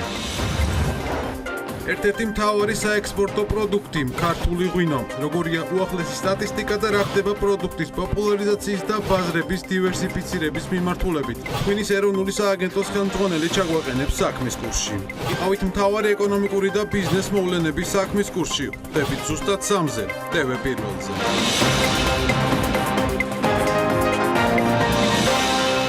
აი კატალიზატორებს. სადაც რო საზავერს რუბრიკას ეხმარება ბექა. სამილში ელოდებოდი თუ რა კრიკეტის მოხვედრას? ველოდებოდი კრიკეტის მოხვედრას, იმიტომ რომ თქვათ ინდოეთში, სადაც ძალიან ბევრი ადამიანი ცხოვრობს, ერთ-ერთი ყველაზე პოპულარული სპორტია. ხან კრიკეტს აწყვეტს და გულშემატკივრებს. და ინგლისში, მაგათ ბრიტანეთში ძალიან უყვართ კრიკეტი და კრიკეტს უყურებ? არა, კრიკეტს არ უყურებ, ანუ ვერ ყვევი წესებში. რთულიც არ არის მე მგონი, მაგრამ არც მიცდია სიმართლე გითხრათ. მაქვს ჩემი ფავორიტი სპორტ სახეობები, ყველა კრიკეტი და სახეობები. კრიკეტი. მაჩოს არის კრიკეტი, კეგლინგი. კეგლინგი. ეგაც რაღაც უცნაური. არ და ყველაზე სანახაობრივი ჩემთვის კეგლინგი. კეგლინგი ძალიან ძველი სპორტის სახეობა ერთ-ერთი და სანახაობრივი საკითხია, რას უყურებ ხოლმე კეგლინგს. მიხარებს აღმოაჩენს სპორტის სახეობას, რომელზეც ვთქვი, აღმოვაჩინო ჩემი შემდეგი დამლაგებელი რაღაც. ხო არა, მაგის, ანუ ბიდიაში სპორტსომ თავს ანუ ვისწავლო იატაკის წმენდა. ხო, მაგრამ მანდაც თავისი ასე ვთქვათ მუღამი აქვს მაგ ყველაფერს, რომ იქ როგორ გაწმენს, ანუ რომელი მხრიდან უკეთ გაწმენს, რომ იქით მარჯვნივ წავიდეს ის. ანუ მოდი ვაღებთ, რომ ესე იგი მაგასაც უყურებ და მაგის ხო, ნანახი მაქვს ყოველ შემთხვევაში, ერთ პერიოდით ვცდილობდი, რომ ჩავრთულიყავი, მაგრამ ვერ ჩავერთე. დარტსია სხვათა შორის ძალიან საინტერესო სპორტი და მანდაც საკმაოდ ბევრი ფსონი კეთდება ტოტალიზატორებში. დარტსზე? კი, დარტსზე. ვაუ. თქვათ მასიური სპორტის სახეობა, ფეხბურთი, კალათბურთი, ჩოგბურთი, როდესაც იქ ადამიანები ფსონს აკეთებენ, ანუ თუ დარტსში უფრო მეტი ალბათობა რომ მოიგო, იმიტომ რომ გამოჩვეული მოთამაშეები არიან, თუმცა კოეფიციენტი შესაბამისია დაბალი, მაგრამ ის დიდ ფსონებს თამაშს იმას გულისხმობ, ვიდრე თქვათ ფეხბურთში, იმიტომ რომ ბურთი მრგვალია. ბურთი მრგვალია და ფეხბურთი იმხელა კაპიტალია, რომ ყოველ წელს ვისმენთ სკანდალს ჩაწყობაზე ისეთ ქვეყნებში, რომ იტალია რაღაცა პირველ ლიგებში აბსოლუტურად ერთი სადაც ვერ ვისმენთ არის საქართველო, რაც ძალიან საეჭვოა. იტალიაში და ხორვატიაში თუ ყოველ წელს კდება რაღაცა. ხო, მაგრამ ჩვენთანაც იყო პრობლემები აზიურ ტოტალიზატორებთან მიმართებაში, იყო რომ ეროვნული ლიგის და პირველი ლიგის თამაშები, რომელზეც იღებოდა ფსონები, აღარ მახსოვს ზუსტად დეტალები, მაგრამ რაღაც გარკვეული სკანდალი იყო, თუმცა იმ მასშტაბის არა როგორც ევროპაში. სამის დროს რაღაცა რელიზები მახსოვს და ინფორმაციები ამ გახსნილ. სხვათა შორის ფეხბურთთან დაკავშირებით ბოლოს ტრანსფერებთან დაკავშირებით საკმაოდ დიდი ამბავი ატეხილი, იმიტომ რომ რეალურად თანხები, რომელსაც ითხოვენ ფეხბურთელებს დღეს კლუბები, ბევრი ექსპერტი ფიქრობს, რომ ცოტა ზედმეტი და გაბერილია და ხო, და შეიძლება ჭერის დაწესებაზე არ ვიცი, ამდენ არის საუბარი, მაგრამ ყოველ შემთხვევაში მოყვარულები უკვე საუბრობენ, რომ შეიძლება ჭერი დაწესდეს, იმიტომ რომ ფეხბურთში 200 მილიონს და 250 მილიონს ეთქვენ კლუბები, რომელიც რეალურად შეიძლება არ გრინდეს. მე უცებ მეგონა, რომ ქართულ კლუბებზე საუბრობთ და ძალიან გავიკვირდი. იმ დროს იყო სტატისტიკა სხვათა შორის 17.7 მილიონია ქართველი ფეხბურთელების ღირებულება, ხო? ხო, 40 წლის ევროპელი ფეხბურთელის ღირებულება აქვს ყველას ერთად. ხო, ზაზა ვერსიანა დაგვეტოვებინა აშკარად სტუდიაში. და უფრო მეტად საინტერესოდ ჩაერთვებოდა, ვიდრე მე, რომ აბსოლუტურად არანაირი რესურსი არ მაქვს, რომ რამე თემაზე ჩაგერთოთ, როცა სპორტზეა საუბარი. მადლობა. ხო, თან ჩვენთან ხო. აი, გამოძიება იყო, ხო, ნახე, 2010 წლის გამოძიების მიხედვით ხორვატიულ ზედა ლიგაში ჩაწყობა დაახლოებით $26,000 ჯდება. ანუ კვლევამ დაადგინა საშუალო ფასი ხორვატიაში მატჩის ჩაწყობის. ეხლა როგორ დავიჯერო, რომ საქართველოში არაფერი არ ხდება. ხო, იქ რაღაც ჩახვალ და ბეტყვითობა რაც საჭთან ხდება ნეტა იქ თუ როგორ არის ფედერაციის დონეზე ხორვატიაში. მაგრამ ხორვატული ფეხბურთი საკმაოდ გამორჩეულია. აბა გადასახადია ჩაწყობაზე და მაგით აკონტროლებენ. ლეგალურია ჩაწყობა. რამდენი იყო შესაბამისი შემოსავალი გადასახადებიდან და ითვლიან მე ძირს პროცენტი. ხო, და ევროპის ჩემპიონატზე მინდოდა მეთქვა, რომელიც 19 წლამდე შორის მიმდინარეობს საქართველოში, დღეს ქართველებს თამაშობენ 17 საათს 20 საათს უცია და წარმატება მინდა უსურო ჩვენს გუნდს პორტუგალიასთან შეხვედრაში. ძალიან მაგრად ვითამაშეთ, მაგრამ სამწუხაროდ დავამარცხდით რიგი მიზეზების გამო, მაგრამ დღეს იმედია რომ შვედეთს დავამარცხებთ, შანსი გვაქვს გასვლის და ნახევარფინალში თამაშის. მართლაც მე ვფიქრობ, რომ ერთ-ერთი ყველაზე გამორჩეული ნაკრებია საქართველოში 19 წლამდე ფეხბურთელები თავისი მწვრთნელით და შემადგენლობით და შემართებით და წარმატებები მათ მოკლედ დღეს. ის დამრჩენია მხოლოდ რომ ამ წარმატების სურვილი შემოგგერდენ, როდესაც ქართულ გუნდზე არის საუბარი, მით უმეტეს უწყლად გიერთები, წარმატებას უსურვებ ქართულ ფეხბურთელებს, რომლებიც დღეს ითამაშებენ. ასევე წარმატებას გისურვებთ თქვენ დღეს ქალების ნარატივის მაყურებლებს, საქმის კურსის აქტიურ გულშემატკივრებს და თვალყურის მადევარებს. 3 საათის საქმის კურსი იქნება და 22 საათსა და 30 წუთზე გვიან საღამოს. საქმიანი დილის დასრულების შემდეგ უკვე ქალების ნარატივი გელოდებათ გვანცალაღიძესთან ერთად. ჩვენ შევხვდებით პირველზე ისევ დილის 8-ზე.